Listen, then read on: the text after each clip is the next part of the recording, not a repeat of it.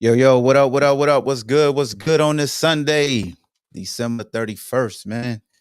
New Year's Eve. If you viewing live, the first couple minutes, the the signal may be a little weak. I told y'all, man, I switched them up house, and it seemed like it take like 2 or 3 minutes for everything to be kosher. So if it's like doing the matrix and stuff, stick with your boy, okay? It'll work out. But yeah, man, we got a lot to talk about. We got the college bowl games, Cowboy and Lions game that took place yesterday. I know there's a lot of controversy. We're going to discuss that. We got a lot of NFL games on tap today. That's why I wanted to come on at noon so I can get the hell up out of here by 1, hopefully. I always say that, and then the show in 2 hours anyway. But salute to the usual suspects that show up. If you want to join the show live, use the link description on Facebook and on YouTube.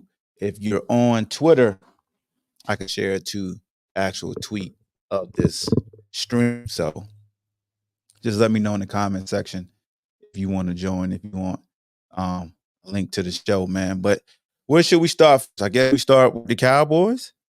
The Cowboys Lions. Do y'all want to start with that, or you want to start with Georgia and Florida State game and all that I told you that people are using right now? Y'all let me know in the comment section what you want. If it, I don't know if it, well, a lot of people ain't here yet because I just went. Matter of fact, let me get my boy shaking here because I told him I'll send him the link when I go live, man. But this episode is sponsored by Able Insurance. Go to Able Insurance for all your insurance needs. That's home, auto, life, business, any insurance you need, man. The good people at Able Insurance, man. Been rocking with the Ball Hawk Show podcast since the very first episode ever. And we at season 10. Yeah. 10 years of doing this podcast. Yeah. Shout out to Bleav Network as well. You know, you can find the Ball Hawk Show exclusively on Bleav Network, but also on all major podcast platforms. So make sure you go to Bleav Network. Check out all their podcasts that they have up there, man. A variety of sports podcasts up there. I see Zart in the building today looking like, hey, you got on scrubs? No, man. I got it's called my good credit outfit. Happy New Year, brother. Or pre-New Year tomorrow. Yeah, there we go. You know, this is my Home Depot good credit outfit. You know, black. Oh, yeah? It's called a black dad good. Yeah, you either wear all white or all black. You know, a little track sweatsuit. You know, yeah, that means you don't scare the people. You know, at least you got on Adidas pants too, right? You ain't got on Nike pants, do you? Nah, I don't mismatch like that, man. I don't mismatch. Hey, man. Or Under Armour shoes and Reebok socks. Hey, I got some new Crocs. I got some red Crocs for Christmas. You know, I had the yellow joints. Yellow joints, yeah. I got the Papa Smurfs on today. Oh, you do? Yeah, I got the Papa Smurfs on, man. Hey, did you so let me ask you a question. When you went to did you go to Home Depot, you said? Did you go to Home Depot? Yeah, I went to Home Depot this morning. All right, what you do with it with your grocery cart? What you do with the cart? Put it back, man. Things have not changed from 3 years ago. If you don't put your grocery cart back, we can't trust you. You got bad credit. It is what it is. I mean, it's past the holidays. Your credit might be bad, so you was like, "The hell with this damn grocery cart."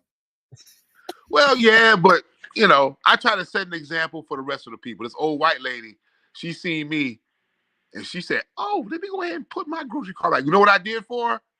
I looked at her. She knew she was wrong, so I took her grocery cart and put it back for her. Oh, you did? Yeah, man. This is a good name, man. Yeah, man. Couple things I want to talk to you about for you. I don't want to hijack your show, man. Hey, man, you do what you do, brother. 2024, man. I'm trying to get. They call me Uncle Ruckus. They call me Uncle Ruckus. You embrace that. Yeah, I do, and I'm gonna really embrace it. Something happened to me last night, man. And I went fishing last night. Got home about 3 a.m. I pull up. My next door neighbor got his lights on in his car like he about to go to work because I know me and him kind of work weird hours and stuff, right? Mm-hmm. So I take my stuff and put it in the house. And I got some DJ stuff that I got in there. I'm gonna put it in the house too, right? Yeah. Bag, wires, a couple hard drives and stuff like that. I don't like to leave that stuff in there overnight. Man, I come out three minutes later, put my fishing poles in my cooler up. There's two dudes in my car. And they looking What? at me, I'm looking at them. Bruh, Uh-oh. I still got it. Two young jits too. What you That's mean oh what you shit. mean you still got it? What you got? I ran after they punk ass. Oh, you chased them? Bruh, chased them down the goddamn street. Motherfucker had my bag with my wires and shit. Motherfucker dropped the bag. He noticed. He said, this old motherfucker, this old dude, he got some speed to him. I gotta drop the bag. We gotta lighten the load. We gotta get the fuck up out of here. He dropped my bag in the street and shit. And I said, it was 3 o'clock in the morning. I said, you come back on bust a cap in your black ass. And I was, bro, they ran. One dude went left. The other dude went right. 2 minutes later, I see a little Hyundai speed off. That was the getaway car. So apparently they was dropped off. My neighbor comes out. He rubbing his eyes. Hey, what's going on, man? What's going on?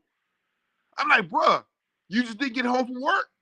No, man, I heard some rattling going on. I came out. I said, bro, they was in your car while I pulled up. And I didn't know. I thought he was in there chilling. You know how you get home, you just be like, you be pondering shit. Yeah. That's I thought he was in the car doing that. Man, I went in my house, came out, they was in my car. I said, man, bruh, it's a good thing. You nosy. I almost made a bad decision. It was a good thing you nosy though, because if you nosy, they would have got y'all. Yeah, they would get they got him. Because that was his old lady car. He was like, man, they got him. what? He went in the little, she got a Lexus truck. She opened the door. He was like, it was makeup and shit everywhere, man. I was like, God damn. So, but like I said, I'm trying not to hold us black people. Crime has no color. I'm trying not to hold us black people, just, Ma, I'm not going to do my Uncle Ruckus thing. But what? Come on, man. It's black on black crime. You seen I was black. And you did it anyway. Why you say it's black on black crime? Ain't no such thing as black on black crime. Because you seen I was the victim. You saw me walk into the house. You saw I was a black man. And you still committed the crime. I don't know what they didn't really take. They took some change and shit. Because like I said, I was in the house for 3 minutes. So somebody said, I'm just only gonna rob white people. What type of thief? Like, what's type of thief is that? What's the Hey, whoever said that, fight through the Dennis Rodman screen, man. Just fight through the screen, bro. Just fight through the Dennis Rodman screen. What happened? I mean, bro, like I said, crime has no color. Why even commit the crime? You seen I was a black man, and you still gonna try to rob me. You mean why even just be a criminal anyway? Yeah, just why?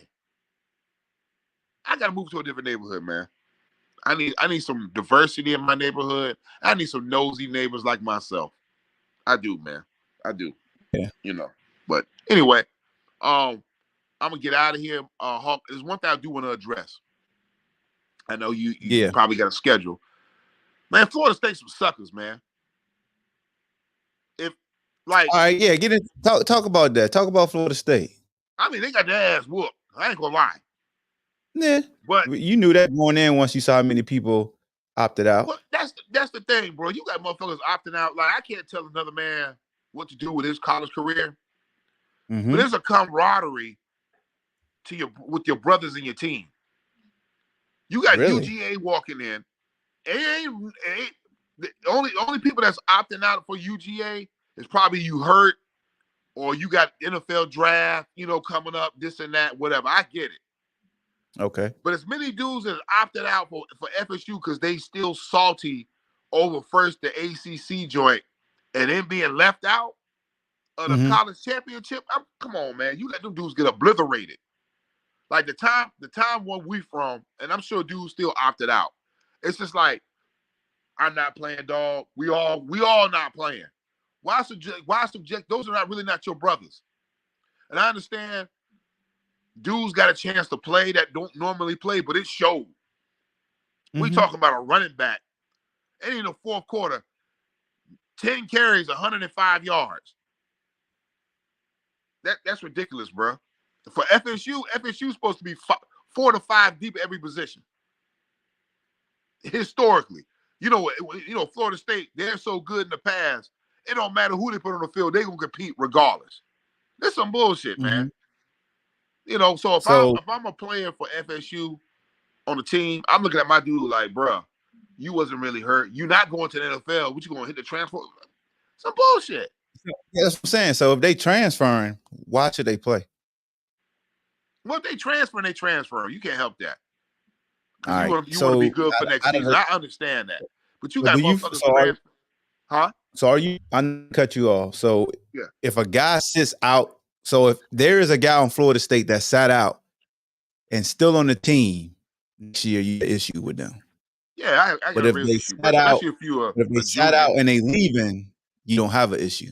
Nah, because it's business. If you get hurt, all Florida State gonna say is, "We'll see you later." I get it. Because I think majority of those guys I think all of them. I don't think any of them coming back to Florida State. Oh, they better not. From my understanding. After that ass whooping. So when because like this, I'm not coming at you, but it is a narrative out here that a lot of people use on social media, and they say you're letting your brothers down, you're opting out. This guys is even going to the NFL, and I want to know one player that played football get mad at their brother for not playing in the game because they going to draft. I want to find one that because I keep hearing folks say you letting your brothers down, you're not fulfilling your scholarship. I want to see one player that said that, because I've seen just people that are fans of the sport use that stance, and that shows this connect to me that they're showing that they are being selfish for the entertainment, and I get that. Like, that's just showing from the entertainment optics. You're like you're letting your brothers down, but from somebody who's been behind the wall, they're like, no, they're not. Because I would get mad if you were my teammate and I see Czars getting ready for the draft, so you're like, I'm not gonna play in this bowl game. All right, hey man, go train. And it's a bowl game too, bro. It's a bowl game. I'm just gonna be honest with folks. It's a bowl game. It ain't the playoff. Now the playoff are different because you want to win the big trophy. So now a player may feel a certain way if you ain't there in the playoff, because they still competing for the biggest prize. But these participation bowls, come on, nobody wear mayonnaise bowl. Me and Mike Taylor talked about that yesterday. We had about a 30-minute conversation, man. These bowl games got to go. The Chippewa Nuts Bowl and the Omaha Weed Whacker Steak Bowl.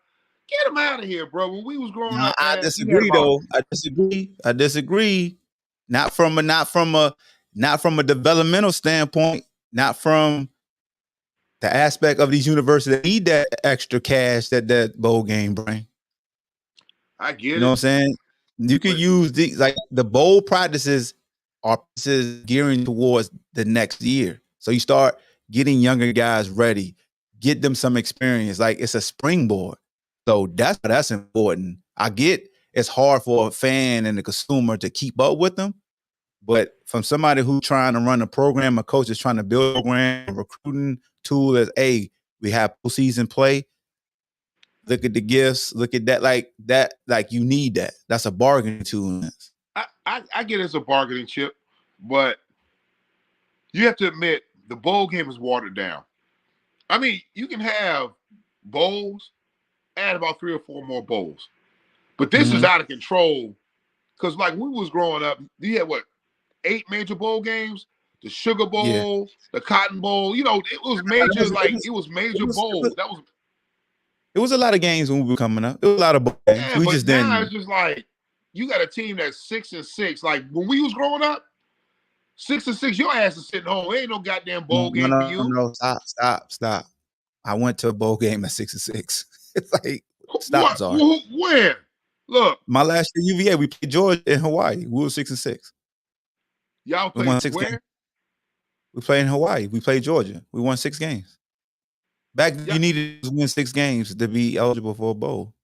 Yeah, bro. Ain't nothing changed. Like these old heads be like, Hey man, today's wait a game minute. is soft. What game? It's the What same, bowl bro. was that? The G Oahu Bowl. We went to The what? Hawaii. I had never been to Hawaii. We got big screen TVs as a gift. I know. Hey, I ain't Hey, never well, the heard boat. of Wahoo Bowl. So But I the get it, boat. bro. We played where the Pro Bowl was played at. Yeah. Any trip to Hawaii for a young man and his family, Yeah, it's awesome. did they hook y'all up? Like, were your people able to go? No. You just your people's are no matter what game you go to, they're not gonna pay for your people to go.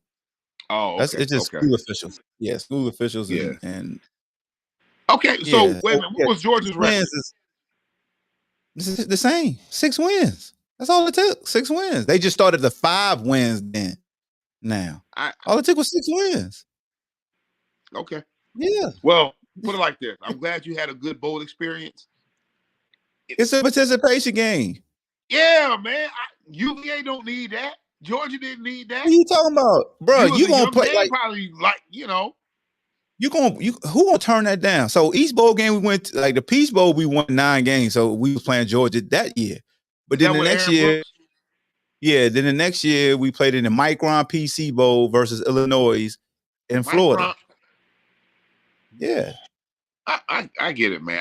Like I said, I'm not a fan of the no name bowls. I get it as a You business. don't watch them. Why are you like that's the thing? You don't watch them. Bro, I cut the TV on. I'm watching the Central Michigan Chippewas Yeah. versus oh, wait a minute. Okay, this game, Liberty versus Oregon. Man, bruh. Liberty about to get the feathers beat off of them. Man, don't do that to Liberty. Bro, I support VA. They have no business. They're not ready for that. It's going to be a recruiting tool for Liberty. It's going to be a practice game for Oregon. Them boys, man. I don't know if Bo Nix is playing. They going to beat the feathers off of Liberty, man. Just off of the uniforms. Just off of the strength, bro. Liberty need to go to they can go to the Home Depot Bowl, the Tony the Tiger Frost Bowl or whatever. But you will play Oregon? Nah, man. That's a little bit much, So Yeah. what do you think about the matchup? You're gonna see the difference between the two teams in the trenches. That's always every level. Deion said that, and people thought he was making excuses and stuff, but that's the difference between levels of teams. Like when you talk about a good team versus a great team, both can have very good skill guys, game-changing skill guys. The trenches is where you always see the difference, and that's in any game. Like we take Florida State and Georgia yesterday. Florida State had 3 D linemen sitting down. I mean, a lot of their starters were gone from this top-tier defense they had all year. And Georgia was mauling them. Mauling their ass. Like, get up out of here. Grading them.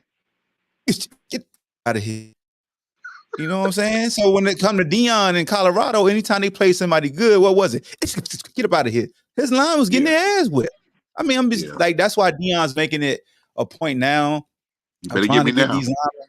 But the easiest thing for Deion to get with his influence is what? Skill guy. The skill guys. Yeah. He was a skill guy. Why do you think he brought in Warren Sapp? So he can get those D linemen. I need to get influence. Exactly. So, influence goes a long way, but as a head coach, you have what's the word I'm looking for? You have something that you have a certain influence, and you have a gift, like a gift that you can hone in as far as like a certain side of the ball or a certain position. Like Nick Saban, lo and behold, a lot of people don't realize Nick Saban coached DBs. Nick Saban always get top DBs. Yeah.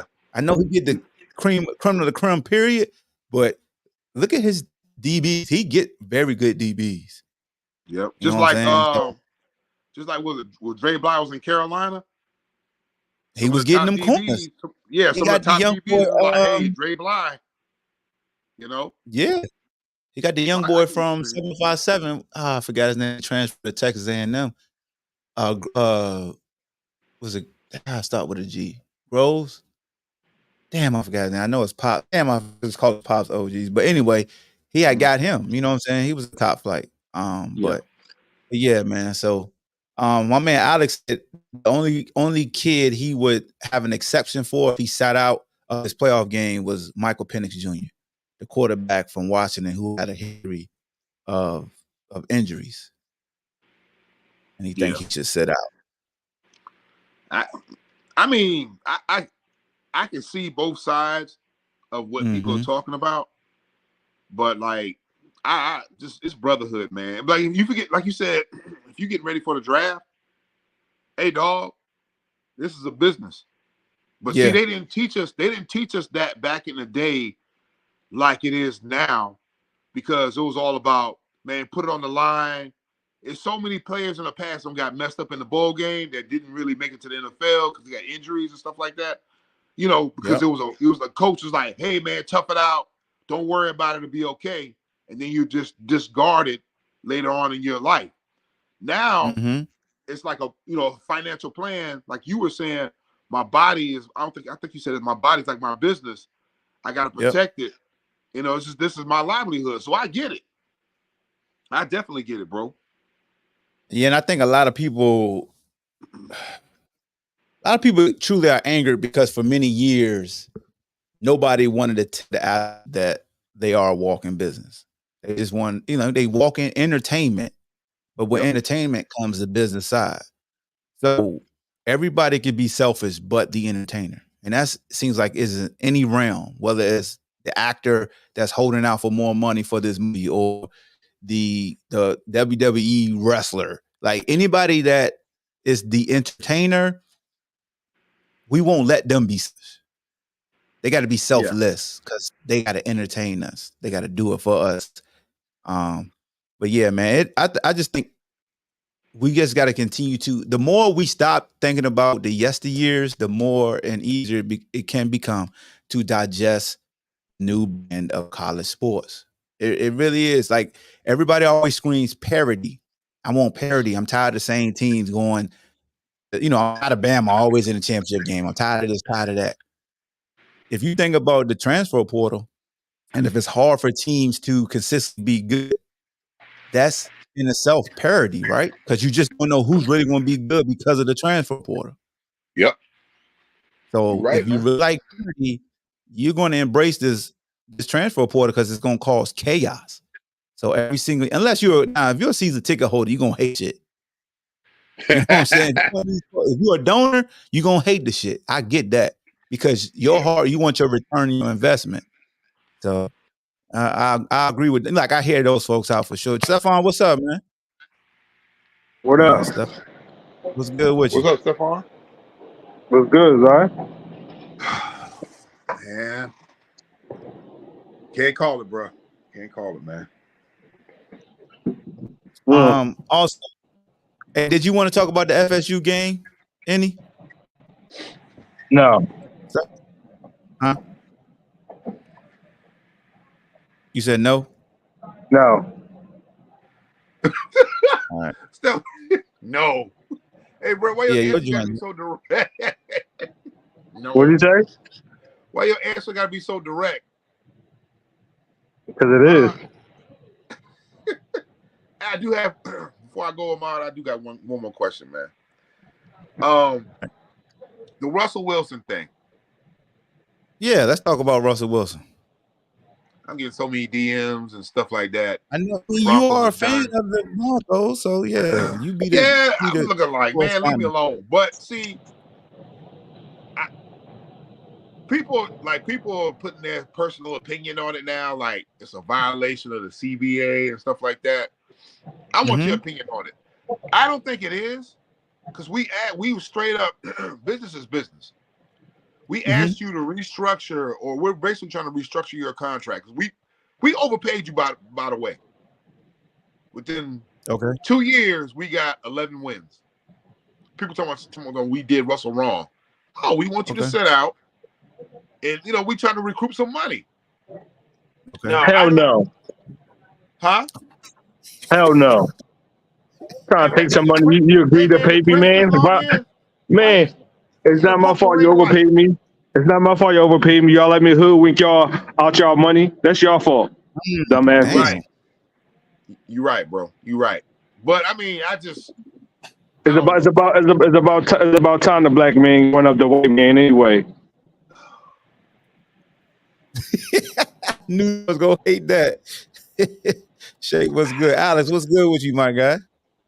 What's good, y'all? Can hear me? Yeah, huh? Yeah. You got the purple rain, purple rain, purple rain. Got the purple rain light. Okay, I see you, Prince. All right. Hey, so here's the thing, Zard, that because I shared something on Facebook about them saying that they possibly did violate the CBA, NFLPA. Yeah. They asked Russ to restructure, and in the midst of Russ not restructuring, he's now being benched, and everybody knows why he's been. It ain't. You can't say it's performance. You really can't say it's performance. Like, it's hard to say performance comes to Russ this year. Last year, you could have did the shit. Yeah. It's really the players' fault. You know what I'm saying? Like MLB went on strike, the NBA they went on strike, and they got guaranteed contracts. The NFL players, they just need to bite the bullet, man. Like, you know what I'm saying? Miss a couple checks and get guaranteed money. You know what I'm saying? Like There's a lot of fluff money. their negotiating skills is so whack. Like, you know what I'm saying? Y'all let Roger Goodell have too much power. You know what I'm saying? It's just sit out for a cause. Until y'all do that, y'all gonna this shit like that's gonna keep happening to players. You know. I would agree. Out of all the sports, what's crazy is football's the most violent, physical, Right. and your longevity is not guaranteed. Like baseball, I think is the less physical. Them dudes riding a pine getting 20 million and never see the field. So that something does need to change when it comes to the negotiation of the guaranteed contracts and stuff like that. Football versus other sports. I totally agree with you on that. So at the same time, like I think like ownership and like certain media figures have done a really good job of making us believe, not us, per se, but like people in general, like, oh, if you take a pay cut, oh, you know what I'm saying, we'll make the team better and we could possibly win. Like last person I can think of, Derek Carr. Derek Carr took a pay cut to have his best friend. Well, I'm not exaggerating. The dude was in his wedding. Devontae Adams come to the Raiders. He took a pay cut. They restructured his contract. Boom, 1 year gone, up out of here. And nobody. And I'm not saying nobody has to care, but that's why I don't. I'm always root for my team, but at the same time, I always want the players to get their money because I know how cutthroat it can be. I think the same thing happened with Victor Cruz. Victor Cruz got paid. He got hurt. Boom, they got him up out of here. Like, it's cutthroat. Now, will there ever be fully guaranteed contracts? Probably not. But, like, I just wish us as fans as a whole would stop, like, in a sense, like pestering a lot of these guys. Like, oh, well, you play in Dallas, you could get so many sponsorships after you finish playing. But I'm not worried about that. Like, I want this money from my employer right here, right now. Like, I don't know. That's just something that always bothers me. I think you're right, man. Because I mean, sponsorships are one thing, but like, there's nothing like guaranteed money. But I think if they're gonna do that, they're gonna have to kind of ease into it. And what I mean by this is like, just say like Ahmad, who was the quarterback for the Saints? The backup quarterback, Taysom Hill. Taysom Hill signed a $100 million contract. Yeah, but only 30 or 50 was guaranteed or something like that. Well, yeah, because they had a bunch of funny money. He had to win the Super Bowl to get like $2 million or just some wild stuff. But like, what if, right? They just say to hell with the salary cap. I heard you say plenty of times your owners got money. What if they just say, all right, free fall? You just pay for it. I'm serious. I know he do.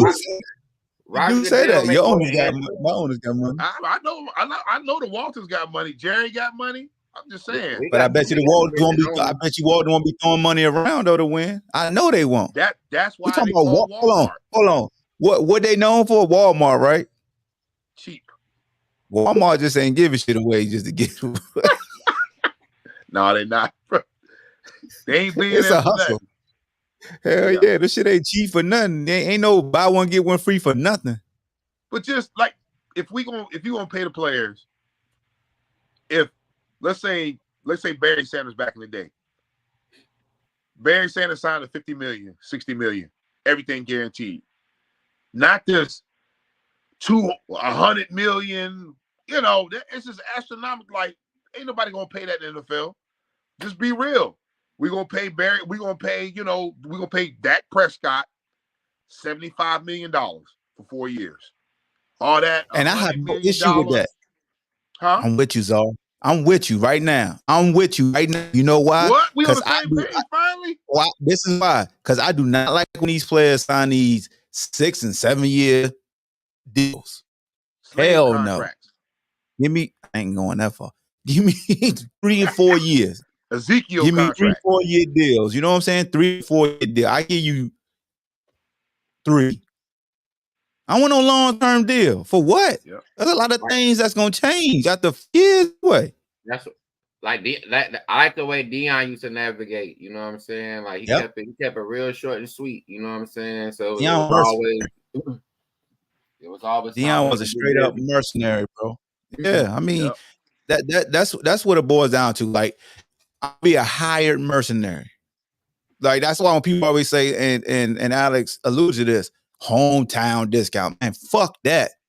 If I'm the guy that you love the most, why the fuck am I taking a discount and you giving Joe Smo, who from Planet Pluto, who just joining us, you're gonna overpay him. Planet Pluto. But the guy that's the person you love, you gonna make me take a cut. Ahmad, you train your life to be a football player, not an accountant, bro. Y'all people in that office, y'all figure that stuff out. That's not my problem. My job is to get on up. What's up? No, go ahead, because you cooking. My job is to get on that field. Hold on, guys. My job is to get on that field and give y'all the best product possible. Now, with that being said, I want this money. The other guy, that's not my issue. Now, granted, there have been some guys who have taken pay cuts to keep people around, but that was their personal choice. My personal choice is to get my money. All right. I know we've had a lot of conversations back and forth on Twitter about X amount of millions versus the ring. Y'all can have all that camaraderie. You know what I'm saying? Y'all go back 10 years later. Give me my money. Because as many stories as there are about guys getting together and enjoying and embracing about a ring, there's just as many stories about guys pawning and selling that Super Bowl ring because they went broke. Give me my money. That's a good point. Damn good that. Point. I shouldn't be looked at as less of a player just because I don't want to take a pay cut after you agree these terms. That's just like when we get mad. So we do get mad at players. Le'Veon Bell, they got a year left and say, I want my money now. You be like, man, honor your contract. Well, shit, with Russ, they ain't saying no honor the contract with Russ. Everybody looking, well, Russ, you haven't won this many games. And Russ this got is paid, your though, past. man. Ahmad, check this out. Check this out, right? You got a job, right? Yeah. Imagine this, because I have to break it down for some of my coworkers like this. All right. Let's say I'm doing a really good job at my job. Now my boss want to give me a $5 raise. What if I say, you know what? I don't want the $5. Ahmad, you've been doing a good job. Give him $1. Zar, you've been doing a good job. Give him $1.50. Said you've been doing a good job. Give him 50 cents. When I said that, Ahmad, they said, well, that sounds crazy. I said, it's the exact same thing, bro. They employees, they're all getting paid. Your pay raise shouldn't affect or alter mine. That's completely separate and up to the people who are above us. And when you break it down like that, it's so simple, but like people just don't see it that way because they're on the TV. But it's legit the same exact thing, just more money, obviously. I like that. Yeah. I ain't heard nobody break it down like that. Boy, Alex out here cooking this morning, this afternoon. Yeah, but you're right, man. Just like we all got jobs. Hey, you can cut him off. I had I had an opportunity to get a raise, And human capital came at me. They went over my numbers. They said, hey, how much do you want? I said, hey, I want this. They said, we can't give you that, but we'll give you this. And I'm looking like, bruh, all I'm asking for is a $3 raise. You try to give me a 25-cent raise. You know what I'm saying? It's crazy because, like, I know you got to, what they say, you got to know your worth. Know your worth, yes. And I went into human capital. They wasn't ready for this. We were negotiating. They said, well, Czar, why do you think you need this much money?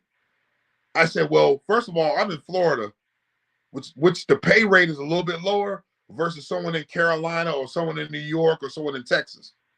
So what are we doing? That fucked them all up. They was like, whoa. I said, my position, Susie Q over here working for the same company is getting paid $28 an hour. Why am I getting like $3 less? So to me, you just got to know your worth and stand by your guns, bro. That's all. You got to. Say, what's up, man? You going to the Bucks game today, right? Good afternoon. I'm on that ain't pack right now, so y'all might. Still morning where I'm at. What you said? So it's still morning where I'm at, but I forgot y'all hour ahead. Right? Yeah, that's true. Salute to Alice with the Goods the Enemy shirt on, my guy. Appreciate that. So I came. What? I came in here talking. I heard y'all talking about Simp Boy. About Russell Wilson. Yeah. Why? What, man? We don't need. It's 2024. We don't need your negativity, man.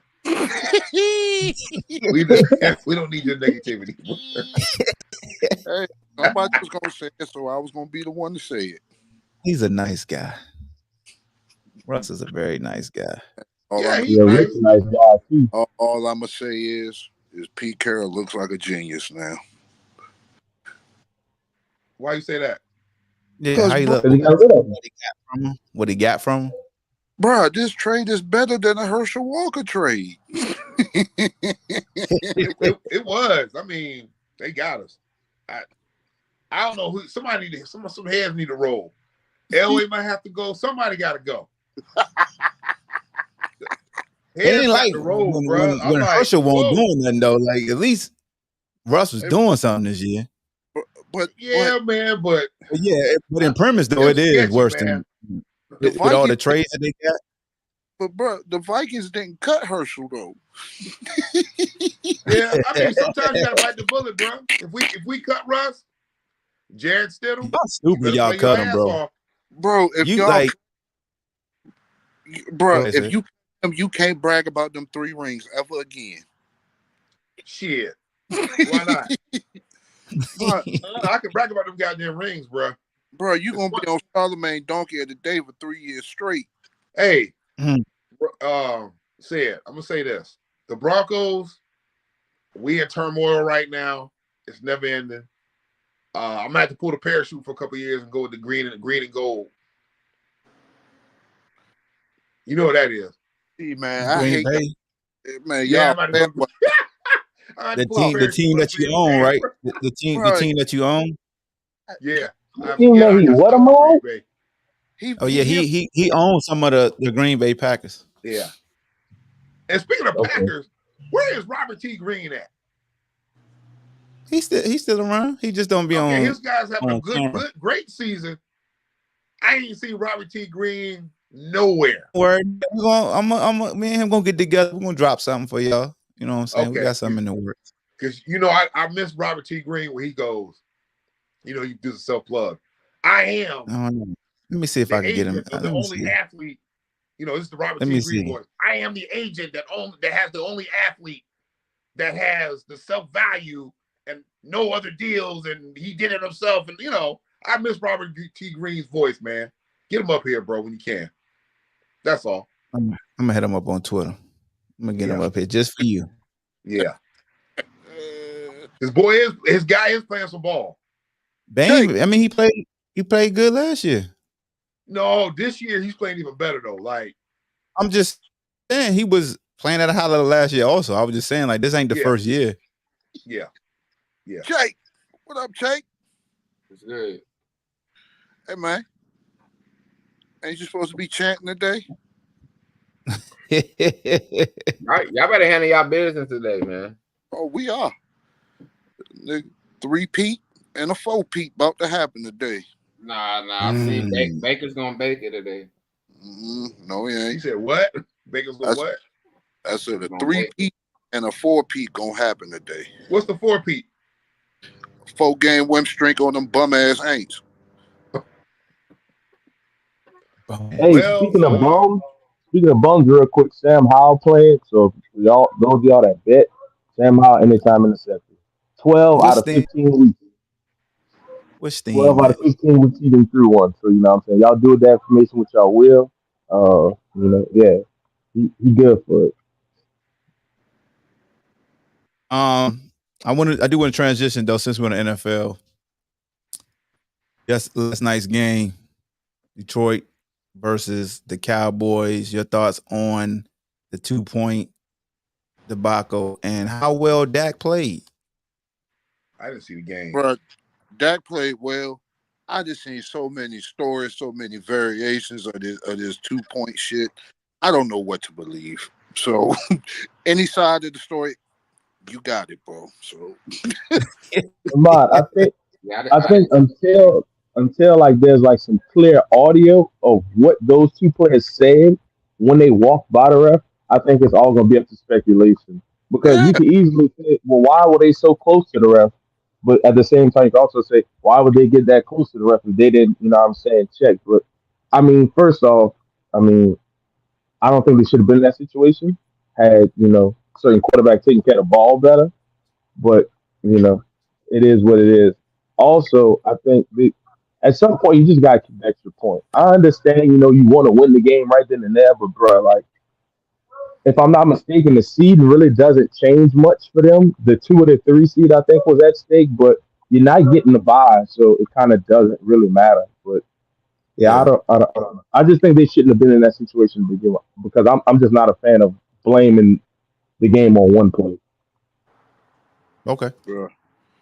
Outside of that, man, it was a good game. Yeah, it was a really good game. It was a good game. I mean, Dak, yeah, even outside of that one interception, bro, I didn't see a bad throw from him. Yeah. Oh, I and mean, Ahmad, everybody beat a playoff team or a good team. I mean, I know it's gonna be tainted a little bit, but they beat Detroit. Go ahead, Alex. and this may come as a surprise as the resident Giants fan. I love every bit of Dak throwing the ball to CD Lamb all night long because I'm a big fan of if I can just do this one thing and you can't stop it, I'm gonna just spam it. I'm gonna just keep doing it. Keep Like doing it. I like under what circumstances are y'all gonna figure out? Hey, maybe CD Lamb might be getting the ball, bro. Maybe we ought to do something. We ought to do something about that. And I mean, they did adjust. I didn't go back and watch the film and really try and break down the defense. But like If it at ain't some broke, don't point, fix it. bro. At some point, bro, you just got to be like, this man's just not going to beat us.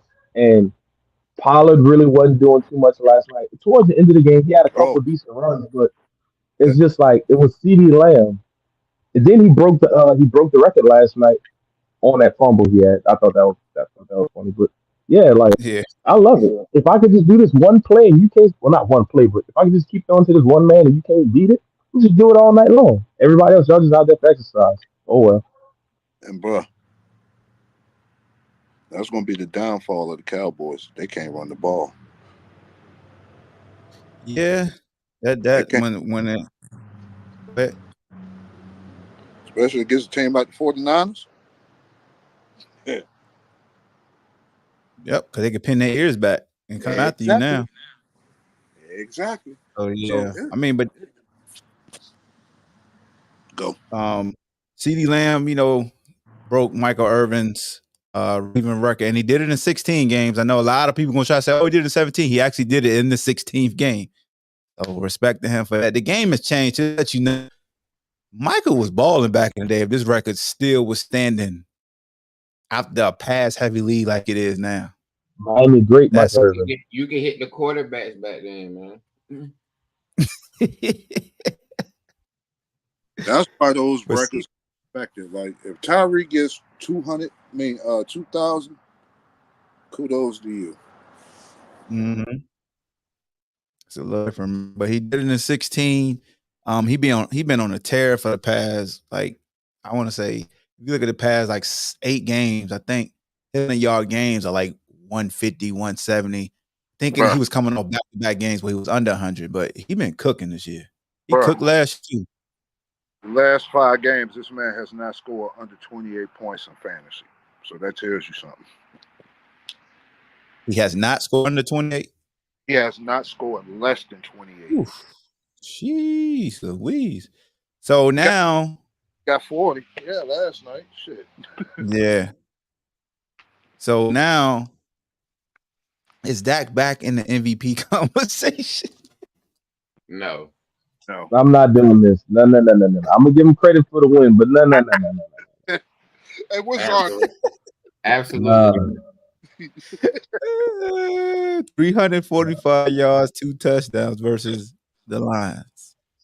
If he wouldn't have had that pick, I would hate it, but people would have a legitimate argument. That pick was awful. I'm not gonna lie, that pick was awful. Awful, bro. And let's not. Hey, look, in the mind, look. I understand he threw for a lot of yards, but let's not act like a third of the yards came on one play. Yeah, that was the 95. What was it? 95 yards to 92, 2-yarder. 92. But Didn't that tie the record or come close to the record for Cowboys? All like furthest touchdown passes. I'm like it was something like that. But now hold on, Alex. If you're gonna do that, you gotta do the same shit to Brock Purdy, because a lot of his yards come on run after the catch. well, no. So my thing is this. If you don't hold that against I'm agreeing with you, Sid. But what I'm saying is this: wide receivers getting a bunch of yards after the catch. That's cool. But what I'm saying is 1/3 of all his yards came from one play. It's cool. Brock Purdy throw a 5-yard pass and then go 80 yards. Like I got no issue with that. But Dak numbers look good because one play is like a busted coverage. You take that one play away, and I hate doing that because it sounds like I'm being disingenuous, but it is a large portion of his yards. I mean, if you got like what? He still had like 250 something. You take away it. Yeah, no, it's still good. It's still good. Well, not the Tua and Brock. I mean, it sounds like punishing explosive offenses. Dang. I mean, I'm just not about to sit here and praise.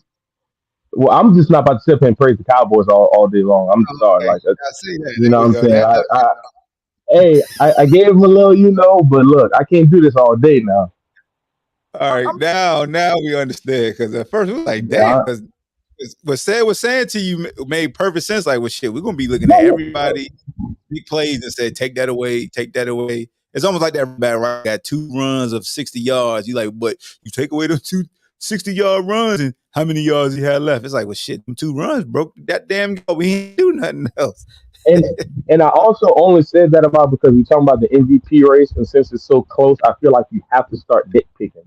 You get what I'm saying? Yep. Like I wouldn't have did that if we were just talking about the game, but since we mentioned MVP, it's like, okay, yeah, he had good numbers last night, but 2 things that didn't look good. That bad pick, that pick was awful, and like I said, that one play that was a third of his yards. But like if we just talking about just from a game perspective, he had a great game, but MVP you got to start because it's going to a quarterback, so we got to start nitpicking games. Okay. Talked about Brock Purdy and God fearing said, "Send me the link." Hey, is in the actual tweet that I shared the stream, and God said, "Where's the link? Y'all said about Brock Purdy? That motherfucker appeared. I mean, he been here, but where's the link Lamar right now? Or am I tripping? I think the media and fans were talking about Lamar. I still think Brock is probably still. Well, it's hard to say Brock, but then even if Brock, I would look at Tua even before Lamar. If I'm not looking at Brock, it's just me. I think Tua been phenomenal too. You think if Tua and Lamar have like a huge shootout today, like a 35-38 type ball game, even though one of them got to lose, that elevates them two ahead of like Dak and Brock, depending on how Brock game goes today? Yeah, it's just like the perfect script of chaos would be both of them play phenomenal. Just one of them lose. Like nobody turns the ball over, have any bad plays, like do Like their that job. KC and what was that KC and Rams game a couple years ago? It was like 48 to like 52 or something like that. Yeah, Like but a game like that. both of them in that game threw picks. Like they both threw like Yeah. Yeah, 3. you're right. Yeah, in the I perfect don't game of know. chaos, they messed up.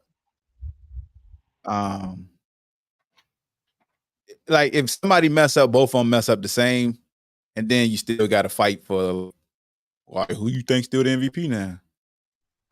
So, Alex, this is my question to you. Would you put Dak over Brock right now? Oh man, I'm on camera, so no, and it ain't got nothing to do with my bias against the Cowboys. What? No, I think I gotta go Dak.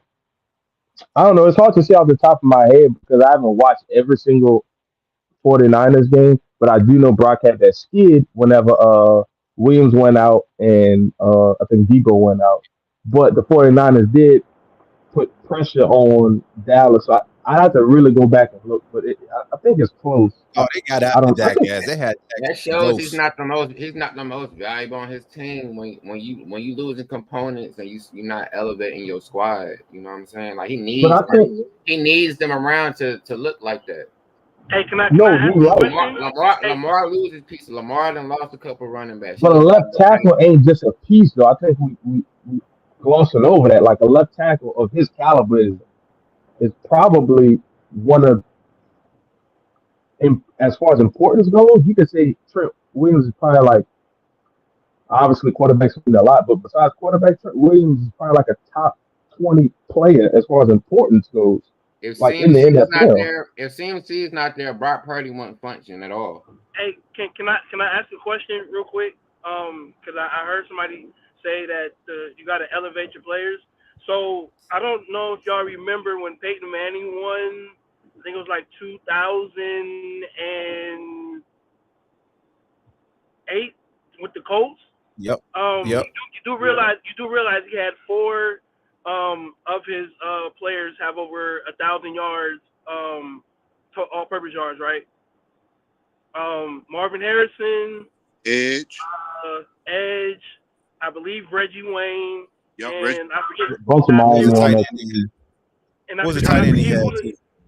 I forget who the tight end was, but I mean, Dallas Clark. those are all Dallas Clark. They're all phenomenal players. Yet, Peyton Manning won MVP. So, how can you say that about Brock, but then we don't say the same thing about Peyton Manning? That's a good question, but yo, You got a point. Man, rebuttal on that. I think I saw Brock go against an MVP and look like Pee Wee. That's all I'm saying. I mean, did he go against Lamar? Or did he go against that defense? Shanahan tried to set that game plan was we're gonna outdo Lamar, and it didn't happen. Okay, so did he go against Lamar? Or did he go against that defense? He went against the defense, obviously.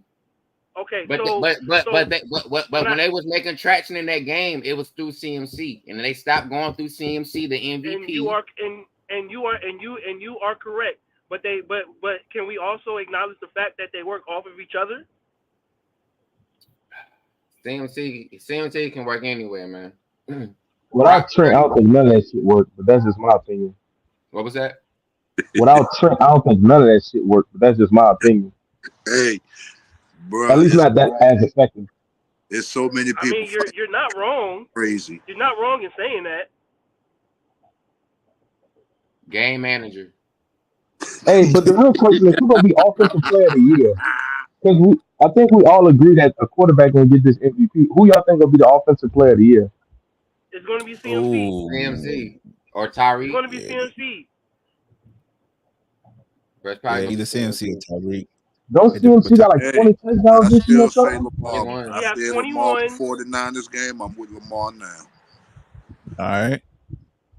CMC has 21 touchdowns. He has 2 games to break the 49ers record for 23 touchdowns by Jerry Rice.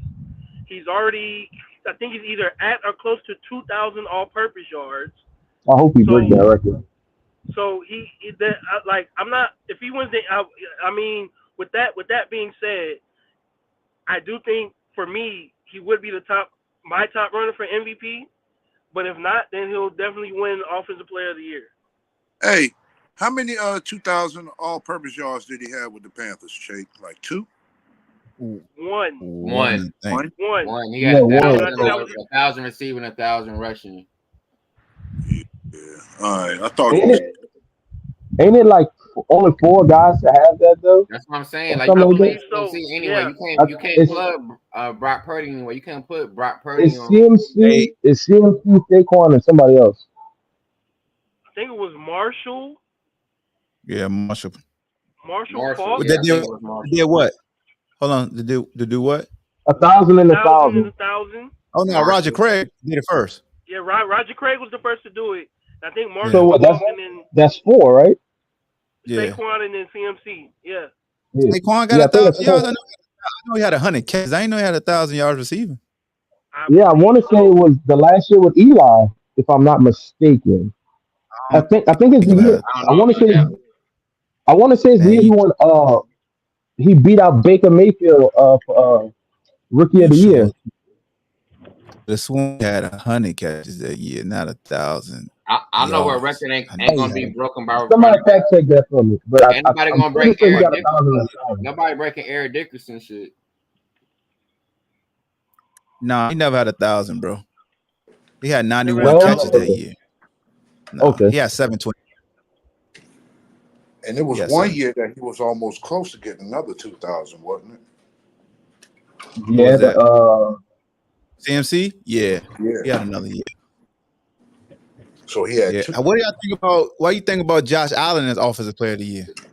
Stop it. With 40 total touchdowns. I'm just asking. No. All personal feelings today, fan base to the side. But like Godfrey made a great point. McCaffrey all total yards and his touchdowns, but this fool got 4 straight seasons of 40 total touchdowns. Is that just normal now, or you don't think the turnovers? How about his turnovers dilute all that, bro? He got 40 touchdowns to 17 turnovers, I think. All right, how many total touchdowns does Jalen Hurts have this year? Oh, he ain't got that many total this year. He down. Let me check for you. He should be somewhere right around in that number. He close to it, but I don't think he has as many turnovers as They close. Allen either. They close. I know Jalen got about like 15 or 16 total turnovers. Damn, hold on. I could have got it fast by just going. So I know he got 20 passing. I just got to find this rushing right quick. Hey, I think he got like 15. I know he broke Cam Newton's rushing touchdown by a quarterback. He got 15. Yeah, so he got 15. Yeah, he got 15. Hey, Ahmad. So he got 30. I will say this though. And he got as many turnovers as Josh Allen this year too. So if we put Josh Allen, he don't got the same. He don't got the same. He less. Josh Allen really liked that with them turnovers. But look, listen though, Ahmad. If the Bills get into the playoffs, they gonna push for him to win something, bro. They just can't leave. The media just can't leave this boy alone. He really like the golden child. Like they gonna have to give him something. I don't know what, but they gonna give him something. I'm with you, but it's go back to what Said is saying. He got 13 rushing touchdowns. Josh Allen. Hurts got 15. And 27. So he got 7 more. He got 7 more. So he basically got 5 more touchdowns, about 7 more passing, 2 rushing. It's like Said the saying, but what happens if Hurts end up putting up like some scoring as far as passing, and he get over 40?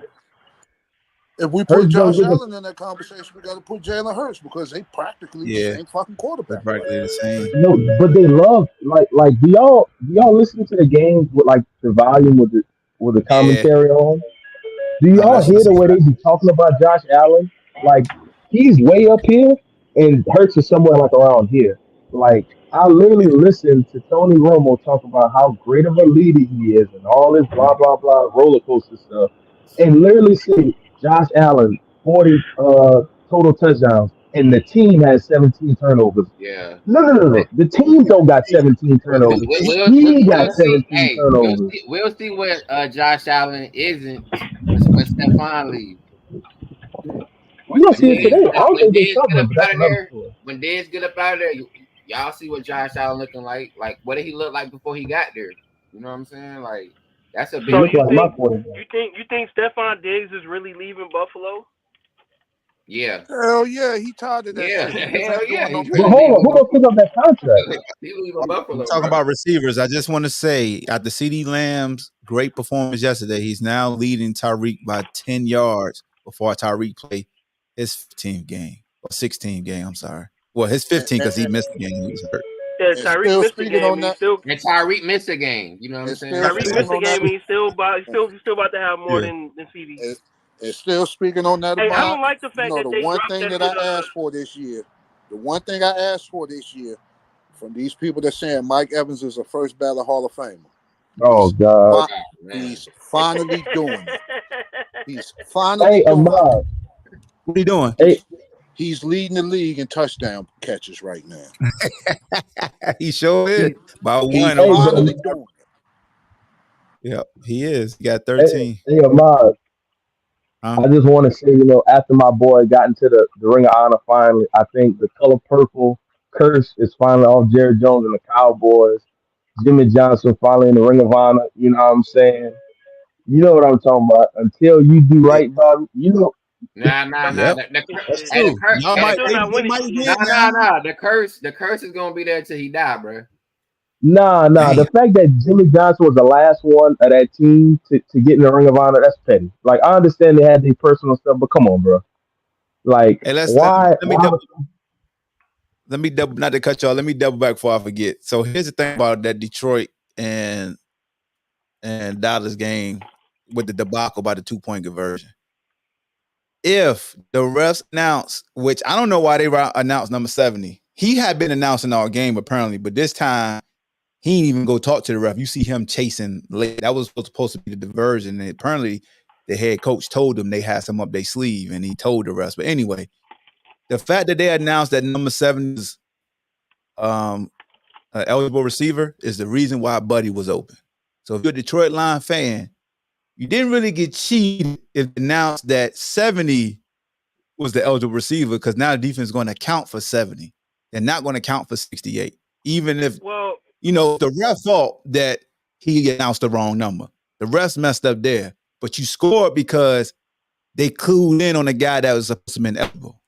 That's why y'all so scored. so I hate to be the bearer so of here bad news. so here's another part to that too. Even if that was the case, he was still covered up on the line of scrimmage by the tight end.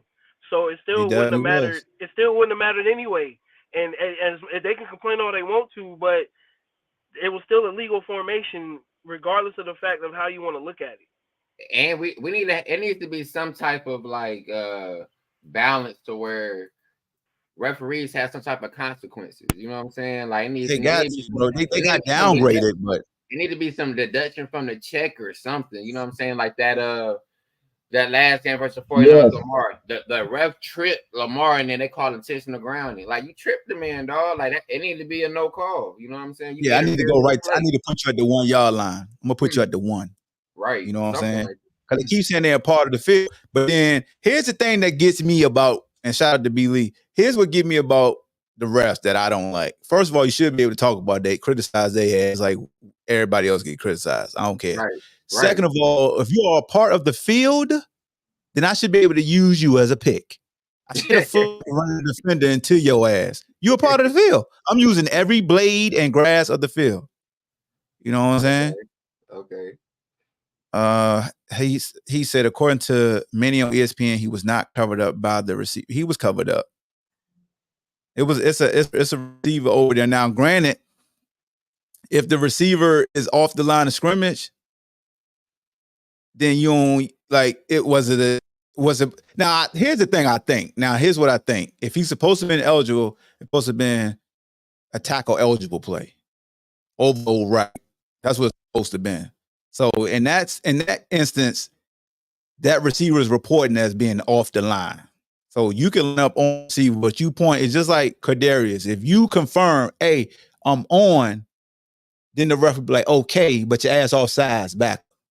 What Tony did when he just pointed and gave a thumbs up and then looked forward, he didn't wait for that ref to be like, back your ass up, you off sides. You know what I'm saying?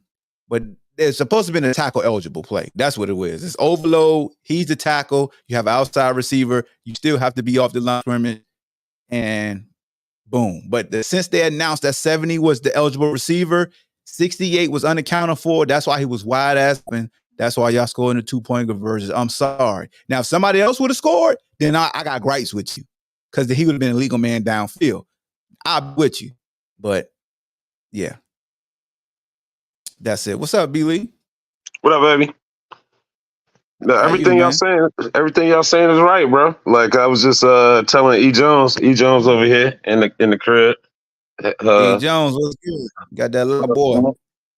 But yeah, everything y'all saying is right. I can tell you, bro. A lot of times, like when we're on the mics and you talking, like when you're in the referee circles, like you like, yo, what you got? What you got? What you got?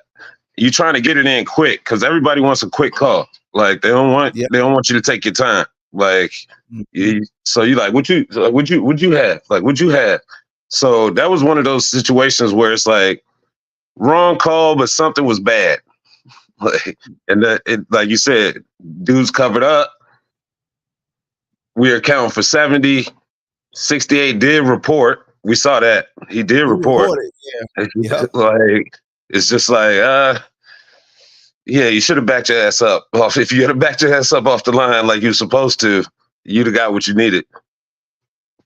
Who should have backed up? The receiver, like you said. Like you like, you know, like you said, he had backed up off the line. But here's the thing. He said illegal touching. So that means it wasn't even about the receivers. They were just saying he wasn't basically a legal man downfield. That's what they thought. That's what it should have been. Should have been a legal man downfield. Even like what he said, like receiver, they said they declared that the receiver was off, but like you said, like either or, regardless if the receiver was on and off, how they flagged it, it didn't even matter now with the receiver. It was just like they messed up, and they knew they messed up. Mm-hmm. They knew they helped Detroit in this of allowing this guy to be open by saying he's eligible. If you look at that formation as a defender, I'm like, why is 70 eligible? We're going to count for him anyway because he's down here. With that formation, we are and it's not hindsight. With that formation, I'm thinking something up because I'm thinking tackle eligible. But then again, I want to know, Detroit coach told him the refs before the game they had that formation. They was going to do that at some point in the game. And during the game, 70 had been reporting as eligible receiver. So they was setting it up. So the ref seeing that formation thought, oh, they just running this formation again. Not realizing, hey, see, whoever's number was told you he was eligible this time. So that ref had a brain fart. He assumed, oh, this is the formation they've been running all game. He's eligible. No, motherfucker. We going the other way this time. But if you go the other way, I wonder who would have been the read. Because if you say 68 is the eligible receiver, Dallas is now going to account for him. They are. I wonder who they was really trying to get open. I really do. Because I don't think he getting open if you say 68 is the eligible receiver. I don't. They're going to maul that motherfucker. Get your ass up out of here, man. Or you're going to box it. You know, like you're going to box the play.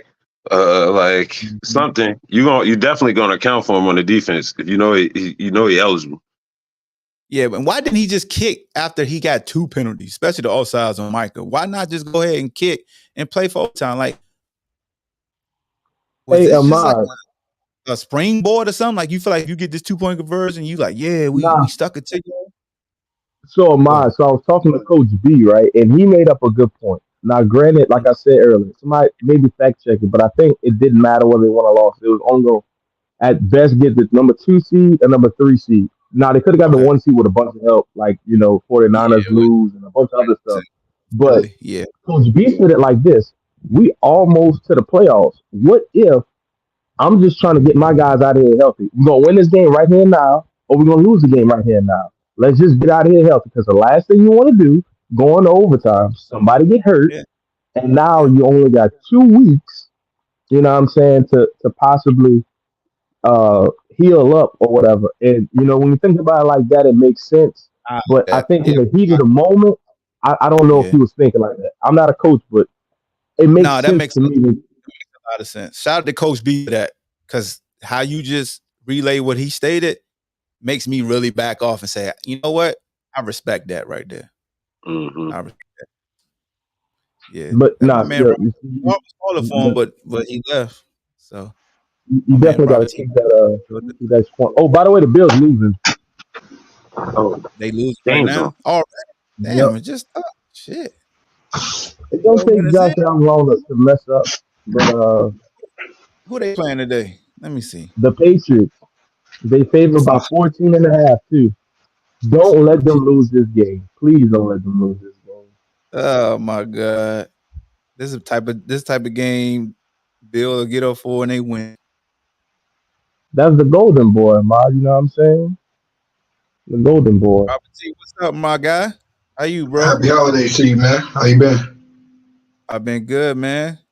Czar had Good. asked about you. I was like, I'll get him in here for you, Czar, because he was talking about the bowl games and stuff. Um, Yeah.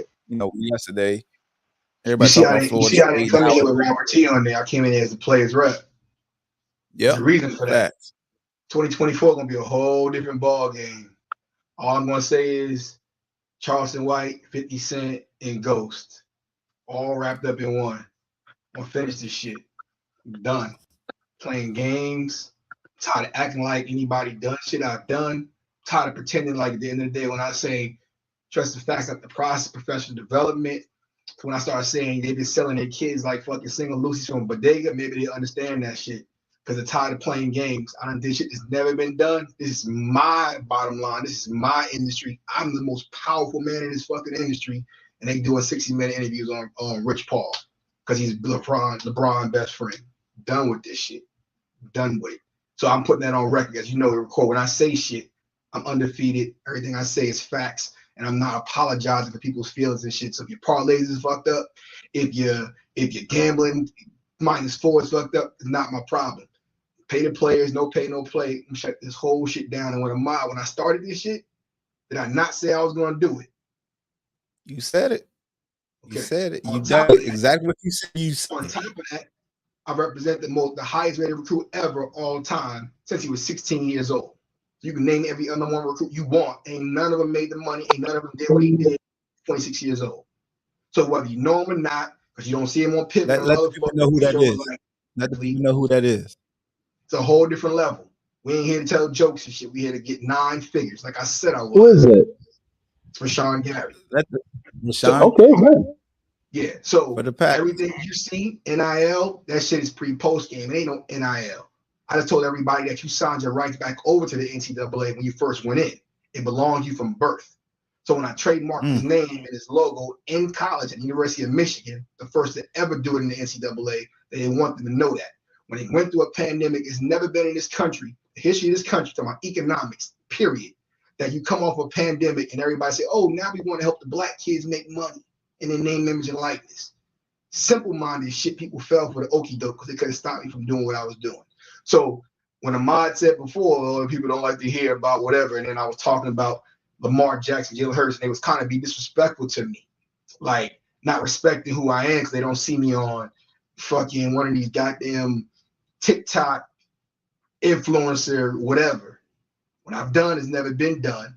What I say, I mean, and it's going to continue to happen. So, like I said, this year, right now, the rest of these coaches, a lot of them, about to be on their merry way, and the players about to get paid. And they're going to keep skipping bowl games until their risk management is right, until their money is right, because I said so. Like I said before, I don't have to be working directly to make this shit move because I know how to do it. And Ahmad was here since day one, whether it's Baker Mayfield being the #1 overall pick, or Lamar Jackson, mama all of a sudden became what he did. I started all this shit. Everything starts and ends with me. And I'm tired of sitting there because you know what it did? It cost me a lot of money for trying to be nice and talk nice about that shit. A lot of people took my kindness for a weakness, disrespecting me in a sense, take the information I give, white and black. So I got no discrimination. I'm running through everybody, white, black, young, old, male, female, straight, transgender, LGBT, get my way, it cost me money. I'm gonna run through your ass for the proper cause to understand. This is economic development. This ain't no damn bowl game shit. I've given people the right, from 16 across the country, to actually get paid. So you turn around and go give it to a collective who pimping you out again. It's like going to get a job right now and say, you know what? I'm too stupid to know how to pay taxes, so I'm gonna get my mama or my uncle to go ahead and take the money for me. He give it to me. That's the definition of slavery. So when they turn around and say, you don't want to be a slave anymore, you don't want to be a Negro in your house, Negro female anymore, say, okay, cool. We're going to do Brown versus Board of Education. We're going to start the NCAA to catch the dudes who want to be educated. We're going to go ahead and start level work for the dudes who don't got legal teams. Then we're going to turn around and say, you know what? You're not a slave. You're a teammate. You're a player. You're a teammate. I'm not a master. I'm your coach. Just do what I say for the best interest of the team, field Negroes. And we still repeating this process all over again off my back. So fuck that. Since nobody will understand that, I'm gonna make mine. That means running over those that I said to move forward, so be it.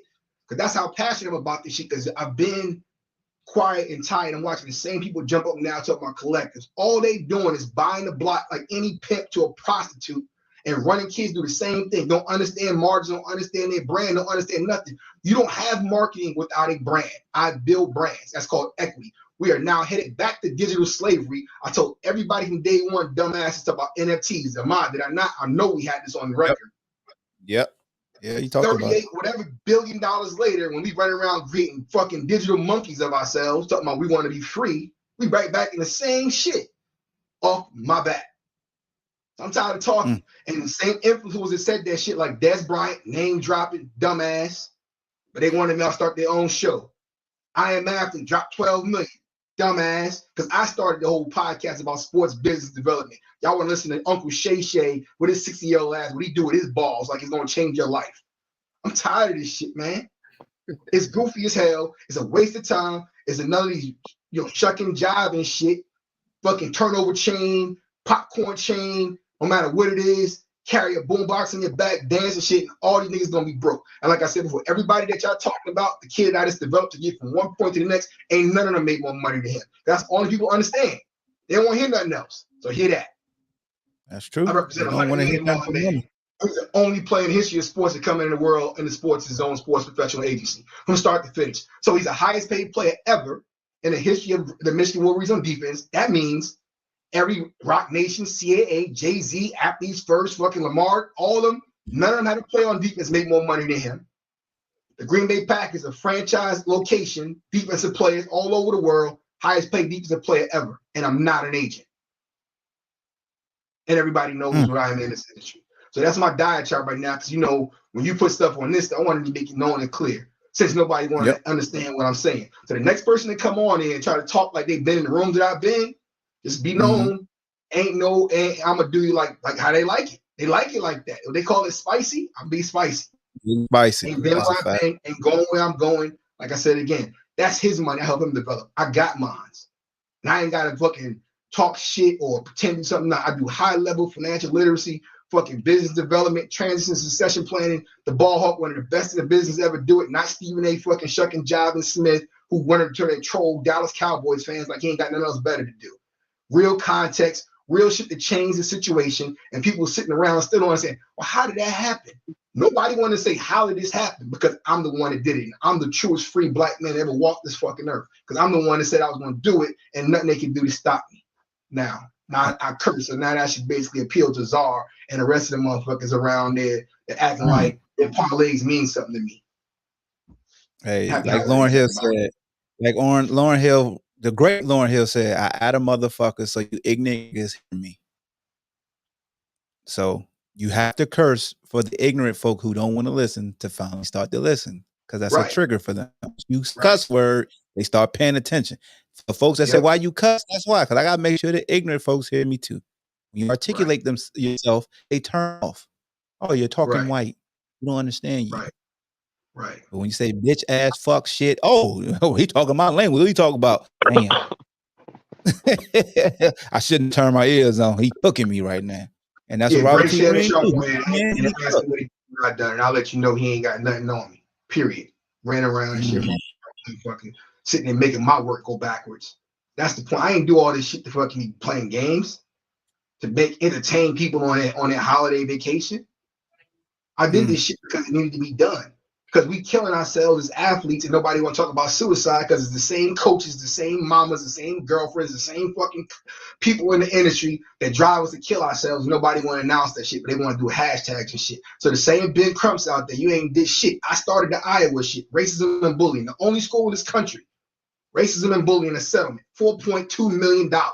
I'm the PR and the media relations. It was no Dr. Larry Nassar settlement in Michigan for $550 million. There was no fucking Dr. Richard Anderson and $490 million in Michigan until I did what I did, with no support for no black people, no support for no white people, no support from ESPN. I did that shit off my Facebook page by myself, and the same people that I represented still fucked me over. Ungrateful motherfuckers. Us. I could have spent my time doing shit different. So I wanted to be known now, because at the end of the day, I should be a billionaire for what I did and done. I did it for the right reasons, but I didn't do it for the right people. But I didn't know that then, but I know it now. So the reality, my message to everybody is shit: learn, grow, acknowledge who you are first and foremost, and move that forward. Do not believe for 1 second that someone can see you grow without it basically benefiting them.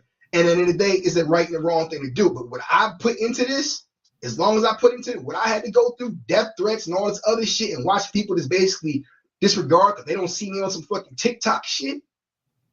And I'm giving you information to change your life and your children's life.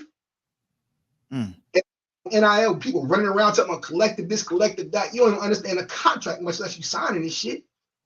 They literally pimping people. The worst day that you ever talk about Jeffrey Epstein's fucking book client list. The biggest fucking thing every year in America that's slave trade reincarnated is the National Signing Day. Because niggas don't know what they signing and where they going and what they doing it for.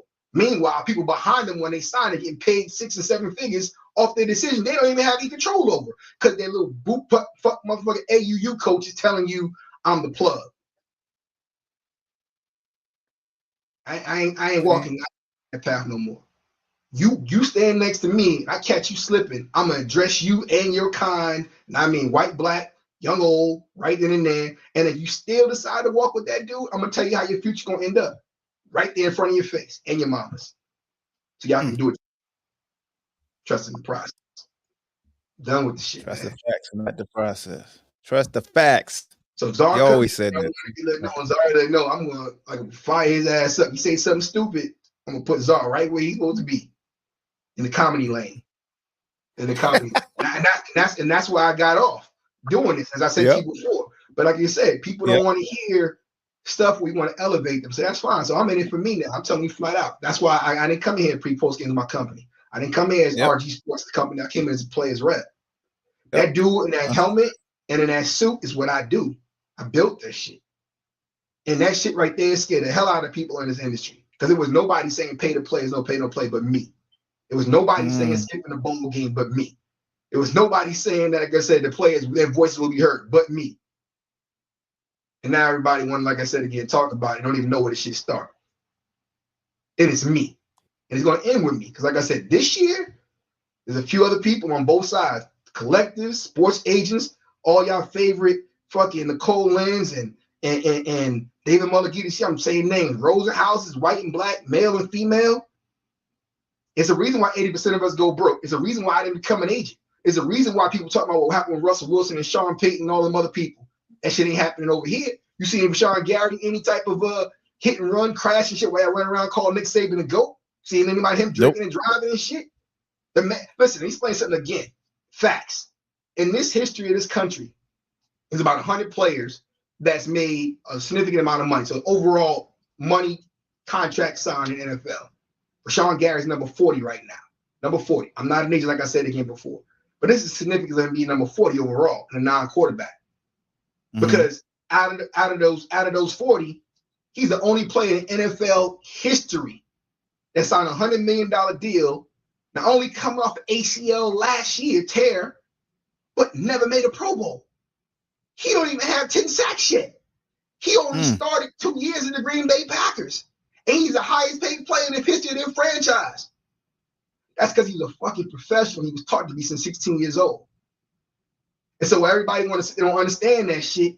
Like I said, all them other agents out there, when y'all run up with AJ Brown, oh, look at the deal he got. That mother got a $30 million salary cap hit next year, 2025. He ain't getting it. So y'all keep sucking off Tory Danny. And because he's a black, he works for CAA. They ain't black. I built pre-post game. I onboarded Rashawn Gary Sports. I built the brand, the pre-post game and players rep. And everything underneath that, what I said is what I started. All this is my history. It ain't black history, it's American history, economic wealth, generational wealth. And we still ain't taking it. So fuck it, I'm gonna take it. I'm gonna put more time into me than everybody else. Because ain't nobody else on that side can do what I do. All of them combined. What they can do is take a bag that I should have and throw it at you and pimp your ass out. And write little contracts and make it spin around a circle. Tell you get 100,000 and send you to car dealership to give you overcharge the vehicle. Then take your money back from you. Then send you to the jeweler and shit everybody show on TikTok. While you got players running around out there say, oh, my jeweler, you ain't got no fucking jeweler. Matter of fact, a great friend of mine owns a jewelry store and he happens to be black. Ain't nobody in here know no black jewelry owner. I know this for a fact too. So we talking about what value is and mineral is an asset over liabilities, Dr. Sanders. Talk that shit and your best player ain't got no insurance. Or when I talk about disability insurance, go back in the day, how that shit started, I was at the forefront of that shit too. Loss of value is called LOV, PTD, permissibility. If you can't walk and can't talk anymore. So when y'all saw Elijah Moore sprinkling around the other last night, talking about prayers up, go check to see what's fucking agent and see if he's insured. Because if not, it's going to be another one doing the same thing. While they over there going to get their drink on and making it rain and shit. You'll see. You'll see. Like I said, because when you can't play anymore, they're going to be running around them same agents and answering their phone call. They're saying mamas ain't floating around talking about they mamas are the NFL players. Then they're going to call my phone. That's how I got into this business. They ain't calling my phone anymore. That shit disconnected. And I call you, that's because I see something in you. Yep. And I'm going to get you there. If you call me and you don't meet my threshold, I don't give a shit you like it or not. I'm going to leave you where you stand, like they did me. The difference is I'm going to keep it moving because I have more into it in me, like you, ball hawk, than my athletic ability. It's 85% of players in all the sports across the board. Your boy Ja Morant fucking still throwing up gun signs. Talking about he's staying with the same brand. Well, guess what, Ja? Give him what he wants. Put his little ass in jail and let him know what's going to happen to him. And tell his boys I said so. Because the reality is, I got a card over there that says police commissioner. I could play, I walk the walk, I talk the talk. So I can go certain places and do certain things and carry certain things to protect myself. I'm not gonna be stupid and brandish and shit and not take it for granted what I'm blessed to do. All you do is dribble a basketball. Y'all want to run around and tell this nigga he's the greatest thing that walked the earth? And his daddy acting like he's sitting there doing something, condoning that shit? Like I said before, this is what people understand. So I'm going to give them what they want. 2024, Charleston White, I started today, 50 Cent, I gonna puff you. Because like I said, ain't nobody going to say nothing to me online about the sports business. And I'll give my witness. I done at the POTUS. I done at Congress. I done at the NLRB, National Relations Board. I done at governors. I hang with governors. And I should be filthy rich and wealthy. I'm not, because I invested in everybody else who did not invest in themselves the way they should. And it's never going to happen again. But at the same time, I'm going to enjoy this. Because at the end of the day, I'm going to give, as you always say, I'm going to give back to what was given to me. Yeah. So when Brian Ferentz is out of a job at the end of this year, it's because of me. Meaning, like, I done wiped out 3 of the Iowa people that's there. Kirk Ferentz, your old ass is next. You about to be done. Longest tenured college football coach. Got your son ran up out of there. You try to make it seem like, oh, because he's office coordinator. These people did racism and bullying over these programs with these kids for years. And nobody said it did nothing, including ESPN, but me. So like I said before, 3 out of the 4. The AD resigned middle of the year. The new AD came in, put a stipulation on the offense coordinator's son, who should have been gone, the highest paid strength coach in football, disappeared nowhere to be found. And when his dumb ass got rehired by Jacksonville, my team ended up sending a subpoena over to Urban Meyer and Trent Baalke. And where's Urban Meyer right now? Without a I job. don't want to understand. I don't want to answer that question. Why he ain't hired? You looking at him? Because I told everybody, do some more dumb shit. Presidents and universities don't like to be litigated against because that money will be kicked out. So at the end of the day, this is business. But the fact is, as a culture and the people, everything is going to be entertainment. Now, nobody care about these kids and talking about bogus. They care about their parlays. They care about their gambling situation. I ain't even talking your dice games and shit. Fuck your dice games. Get a job. Arithmetic. Do something. I ain't here to play these games. Because what I went through to get this shit to happen, like I said, this is American history. Barack Obama didn't do this shit. Oprah didn't do this shit. Nobody I talked about and watched did this shit. Nobody is talking about how these players got paid had anything to do with it but me. And they came up with a new name, like the NCAA acronym. So when I said I'm putting the NCAA out of business, these cockroaches scrambled and came up with something NIL and nobody in here or out there can even explain what it means. We're just talking. Can't talk about what I built. You don't understand the subject matter. True that. Because my SOW, statement of work. Because, now I'm doing it different. I used to educate all the time in power tech, but I'm going to educate through the ignorant shit so they understand. So I'm going to say some shit, then I'm going to make it funny, then I'm going to turn around and give you what it means. I'm smarter than Charleston White. I don't need to do all that dumb fuck boy shit. I'm bigger than Charleston White. So I don't need to pretend like in the day you whoop my ass. I got a lot of different people around different areas that basically respect my value in a sense, but at the end of the day, they only respect it because I wasn't charging them for it. Them days are over. Got to pay to play. That's what the collectors are doing. 2024 for sure.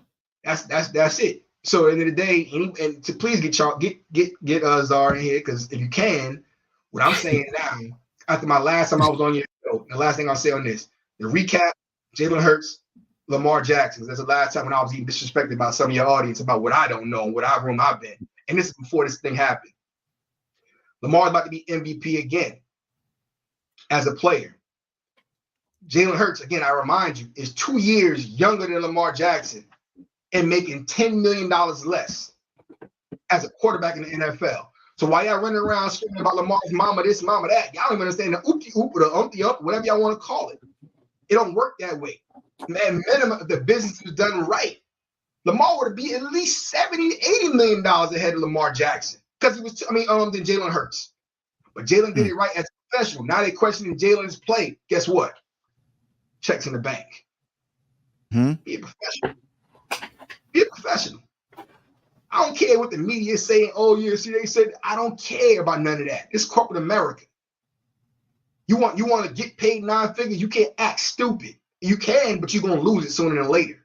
Yeah, you're going to lose it. So everybody glorifying and saying this stupid shit is great. They ain't never been in a room with somebody about to sign a check for 9 figures. I have. I helped them get that. Like I said I would. I know what the standard is. So at the end of the day, MVP or not, you don't clean some of that shit up, you still ain't going to see him on national media. You still ain't going to see him on no situation where he's going to be able to make money going forward from there. So again, great.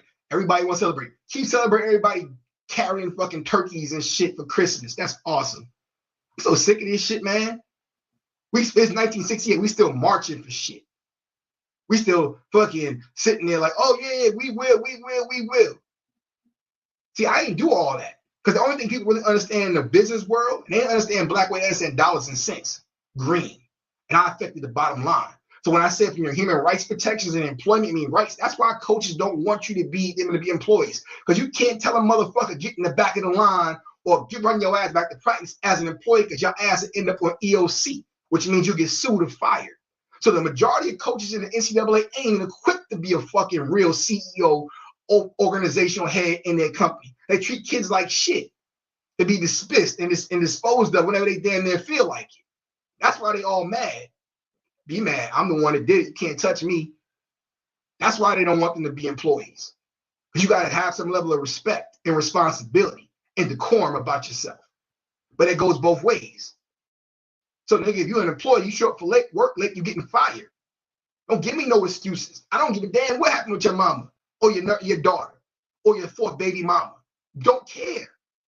That's what it is. That's what you signed up for when you signed to get 7, 8, 9 figures. And when you 26 years old, like our client that's got signed $107 million check, and he gonna turn around and get paid again, you look at the GOAT. Because I built this. No friends. I didn't know anybody.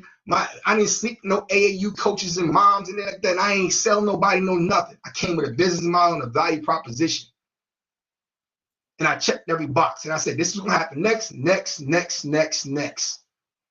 I came on the Ball Hawk show. Said, this is what I'm doing. This is why I'm doing it. This is how it's going to go. And to this day, I told everybody, when I say trust the facts, I'm willing. Somebody, oh, you was wrong, Robert. I don't get paid to be wrong. It's too hard to be in this business as a black man to be wrong. Troy Danny from CEA didn't do shit. He inherited Eugene's fucking Smith's black book. Hennessy TV was good, sis. How you fam? Appreciate you tapping in. He ain't did nothing. So we carry around giving all the wrong people all the credit for nothing. They ain't did nothing. We just sitting and entertaining ourselves and people laughing. So between the NFTs and the billion that Sam Bankman took from everybody, and then everybody said, oh, yeah, NFTs. Now, before that, it was Forex. But then after that is this. And then it's after that. Now it's collectives. Digital slavery. Technology is here. It's coming. When you click on a button, terms and conditions, it takes your IP. That's intellectual property. That's what I protected for this kid when he was 16 years old, while he was in college. That's NIL. Because nobody can't do nothing with it unless he says so. I ensured it through paperwork. Nobody told me. Nobody asked me. So all these fake-ass lawyers you see on Twitter right now, Darren Heitner, Mick Whitner, all them other people out there, lawyers. Guess what? Lawyers get sued and lose too. Most agents are lawyers. Yes. Every compliance head in America for NCAA are lawyers.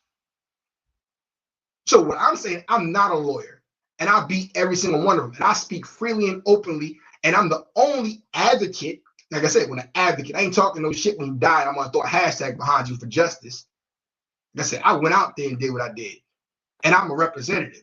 You find me another one, and they're not talking the same what I'm saying. They're not who they say they are.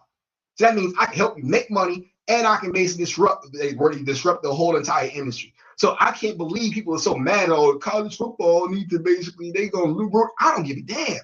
I set out to ruin this shit. So you're gonna be mad at me. It ain't changing. Yeah. I don't even care the kid play 2 or 3 years. He ain't gonna get that money back. His career gonna be short. You spend 18 or 20 years in investment, determines ROI, return of investment. What you about to get, a bowl ring, hat, t-shirt? Like I said before, they flip the slip. Nah, you don't want to pick cotton no more? We'll put the cotton on your back and call you a champion. Like, better now? Feel better? You come out with an education, all you can do is go to work at Enterprise. Because they got a line, they got a pass set up for you to do that shit. Nick Saban's so great. Like I said, in the day, they keep bypassing all this shit. So whether it's the dude, the receivers, the ones that keep getting hurt, or the one most recently that gave the girl STD and he knew it. But y'all talking about professional development. But it's us the one that's doing it. We're getting in trouble. We're getting arrested, but we're the ones giving this man credit for basically our success. Simple-minded shit, man. They praised Nick Saban, I saw, because he got his players still playing bowl games. Because he's a fucking overseer. And Alabama ain't never been for minorities to be successful. And when he kept them there for 4 or 5 years and sent them to the NFL with broken bodies and stuff, to be tough to be direct, uninsured, unprotected, for the team. Like I said, the team.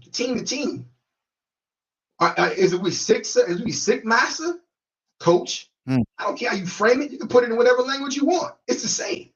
So the simple way to say it, when y'all catch yourselves running behind some damn 10-year-old to say he's ranked 64 in the country AAU, just know what you doing. You wearing a skirt. Grown man. And the likelihood he make it to anywhere after that 20 years of commitment of putting money into Dick's Sporting Goods, the fake plastic trophies and running around the country just to say you the best 7-year-old AAU in West Texas. Nigga can't read, can't write, can't count. Then when he robbed your ass 7 years later, or you send him right back to where he is on your youth program again to recycle the same thing, don't point at the white man. Look at the mirror. Like I said, I'm gonna be this right now because I did everything I said I was gonna do, and this shit is over. So NCAA done. It's gonna be a new model. Players gonna get paid. which is going to force them to have to learn some type of financial literacy, some type of professional development, some type of basically accounting system, some type of checks and balances, some type of oversight to understand this is going to end soon, did what I'm going to do. So real investment, not stocks and bonds with some of these fake ass financial advisors, but really when it comes to your longevity, transition, succession plan, understanding who you are outside of the game, because then you only be what they tell you to do in football or basketball. So Ball Hawk didn't know he was this while he was playing for Nashville and Grand Rapids, but I was watching Ball Hawk. So if I was watching him, then he was influencing me. And so I'm watching what he's doing, then I'm watching what he say versus what Stephen A. Smith say, who don't say shit but giggle and laugh with his old receded hairline ass. And then at the same time, I spent half my day doing the same thing over and over and over again with nothing coming out of it. Like, that's why I rock with Ball Hawk. And this is where the Royals gonna go. They're gonna need people like Ball Hawk to carry that torch because they goofy shit when players are really getting paid. So now I'm happy to see some people understand the term risk management. That's why players sleep in bowl games. Risk management, insurance. At the end of the day, if they don't basically, the cost of loss doesn't do it, then you ain't playing. So you know how Kirby Smart said, "Oh yeah, Brock Bowers is injured." No, he wasn't. He said that shit because he didn't want to get on rabid ass Georgia fans mad till he quit on us. But the same people jumped down Marvin Harrison's throat. But I'm the one told him to skip the bowl game. I'm the one told Jabbers skip the bowl game. Y'all don't like it? Pay them. They ain't coming to see those coaches. They ain't coming to see Kirby. You can play all you want. Hey, I got a question for you. What's your thoughts on when folks say that players aren't loyal and they're letting their teammates down by not playing in these bowl games? Everybody that played the sport know that's bullshit. And once again, people write narratives, people that never done nothing. I played the game. You played the game. If you said you got to go do something, man, please. Because at the end of the day, if I'm a corner and you a safety and my ass get roasted, you looking at me like I'm crazy anyway. You should have took your ass and go ahead and make that money. You're going to get burnt like that. Buddy. Don't make that money, man. You get burnt like 2 more times, you're going to lose a lot more than you gain sitting here with me. And that's why they shouldn't play. Because the fact that, this is the timeline right here. This is the timeline. And every athlete needs to know and understand this. And this goes directly into what they talk about the 12 playoff system next year, whatever, 2025. This is how stupid it is. Unless they reduce the regular season, the problem you're going to have is now, you're going to talk about these guys are student athletes, employees are not. Their bodies are not developed to play 17, 18 games, to do 20 games when you talk about preseason, OTAs, the offseason training. And then also about the guys you getting played, the game being faster. So now all of a sudden, you say we're going to have more games in college? Then you're going to tell them same dudes in the biggest job interview in their life that they're going to play all the way through and then get ready to go to an all-star game to interview. And then go to a combine To interview. Get ready to go to a pro day to interview. Then get ready to go to your OTAs to interview. Then get ready for your rookie minicamp to interview. Then your regular minicamp to interview. Then your actual first preseason 3 games to interview. Then your 17 plus, they try to go to 18 games to interview. Then if you like Rashawn Gary, who was developed by me, who played in the Green Bay Packers, started off in 20 effing games his first 3 years. He came in 3 preseason, 17 regular season, and got to the NFC Championship game twice. And this is the thing about people don't understand the NFL. You get hurt in the first year of your NFL career, the likelihood to get the second contract is slim to none. Yes. That's your loyalty right there. Your agent ain't telling you that because he's using you to get the next guy. Your coach ain't telling you that because he's using you to get the next guy. Your mom ain't working for that you second contract. This shit is not for games. So risk management is meaning like you got to get your body and your mind right to go from one thing to the next. So everybody that made these rules did not take into account of players. That's why I said there's no real representation for athletes but me. Because all they did was they think these players and their mamas and their daddies so stupid, which again, really, a lot of them are. Because now you say, oh, you get a chance to win a championship. You play in the first round. Great. Play in the second round. Get hurt. You drop 25 spots. Boy, I got insurance. Don't cover the cost. Your $500,000 policy they paid for don't cover the $3 million or $5 million or $12 million you just lost. And you never get it back. So at the end of the day, the new model of sports, regardless of whatever you want to call it, it don't even matter. Because you got to understand who you are, where you go, where you got to get people around you to understand the business side of it. Or you're going to be in tears. I'll be in tears. So the whole point of play, it's going It's gonna cost you to hear that. When you talking about the basketball game, like, Hey, he said, What legendary talking about, man? see, Sean said, is that your boy with the forehead talking? He talking about Zar. Nah, that ain't Zar. This Rob. Nah, Zar just left. That's who Rob looking for too. I mean, the players rep looking for him too. You know what I'm saying? And that's why I said the players but rep again, because I'm not even giving my name out yeah, anymore like that. exactly. I know. Now, you don't know me. You don't call me. No, you You've been good with dropping us, brother. You've been dropping a lot of jewels, man. I think a lot of people miss what you basically said. I never thought of it, what you just said. Like that last year, if you are a guy that's getting ready for the draft and you have a bowl game, that prep for the bowl, and once done with the bowl, now you prepping for the All-Star game. You go to the Senior Bowl the next day. And then once you do that, now you prepping for interviews for the combine. And you go through that process. You go through the combine process. Then you have the personal workouts. Then you go through the personal workouts. Then the draft. Then rookie mini camp. Like that is like when you think about like that, it's like, yo, wait a minute. Y'all really mad at Joker saying, you know what? I ain't doing this bowl game.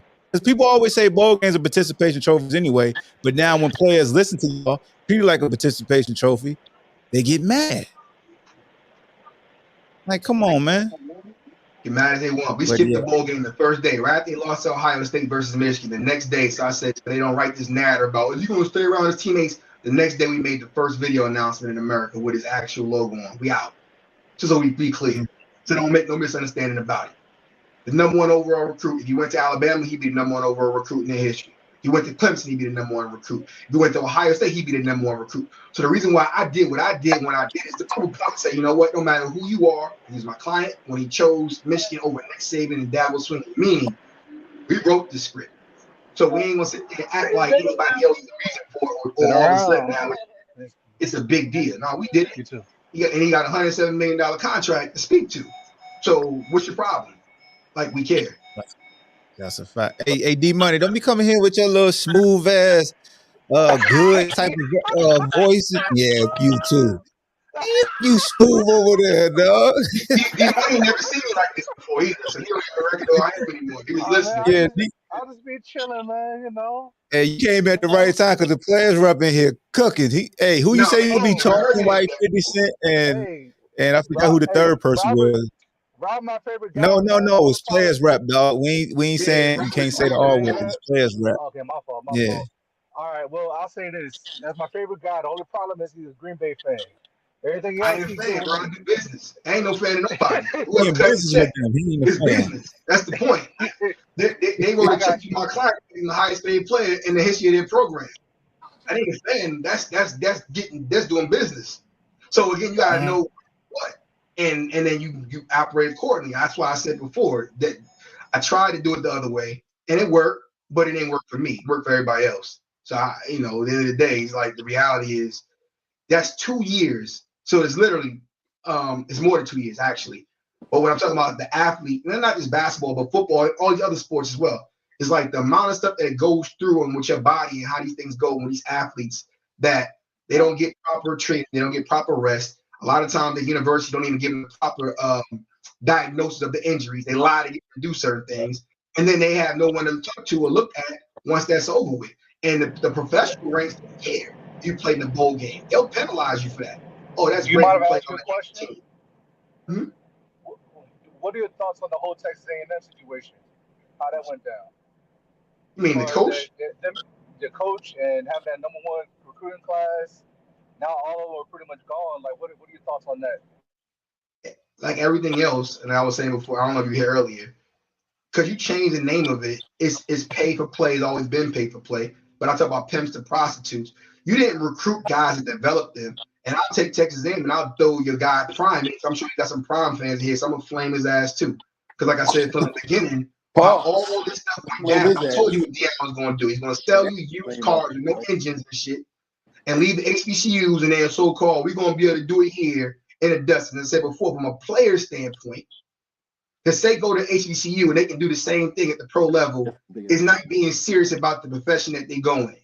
Because of the facilities, because of the opportunities, because of the job that literally is being offered to you by those that write the check. To say Jerry Jones now because Deion is at HBCU going to value the kid more because he's there versus Ohio State is ignorant at best. And whoever perpetuated that bullshit got what they deserve. Because right now ain't nobody talking about HBCUs. And because of NIL, you ain't never going to have about HBCU talking about nothing like that again. And between Travis Hunter playing 100 plus snaps, Deion is screwing his fucking career up. Like I said before, he gets hurt, he loses his river because Deion want to basically be tough guy, and he's not even insured. But he got on asses versus liabilities t-shirts out the trunk of his car. If you can't understand and explain what that is, you shouldn't be wearing that shit to try to get views and clicks. But like I said, I know who did have a disability policy, who wasn't even draft eligible yet. I know who led that shit when Leonard Fournette had a $10 million policy. I know who was behind the scenes on that. And it wasn't Deion Sanders. It was the player's fucking rep. And that's years ago. So everybody eating off of what they call the transfer portal, because when the national letter of intent NLI was written and my ass went behind helping families with lawyers saying, hey, it's a one-way legal document. That means that coach telling you to come here. You speaking from the seat of a player or the seat of a fan or observer? Who? Nah, you speaking from being a rep. A rep. A rep. Yeah. So this dude right here, he writes the contract. The coaches leave, knowing the player can't leave anymore. That's illegal. It's called under duress. It's a one-way legal binding document. So when I represent players, go speak to lawyers about that shit, the NCAA and the school and the coach now are in harm's way. Because that same scholarship that he had can be taken, but the player got to stay. You can't do that shit. That's why the transfer portal is here now. Is both ways. You can leave, I can leave. That's it. They know because coach said. You give a damn about no coach.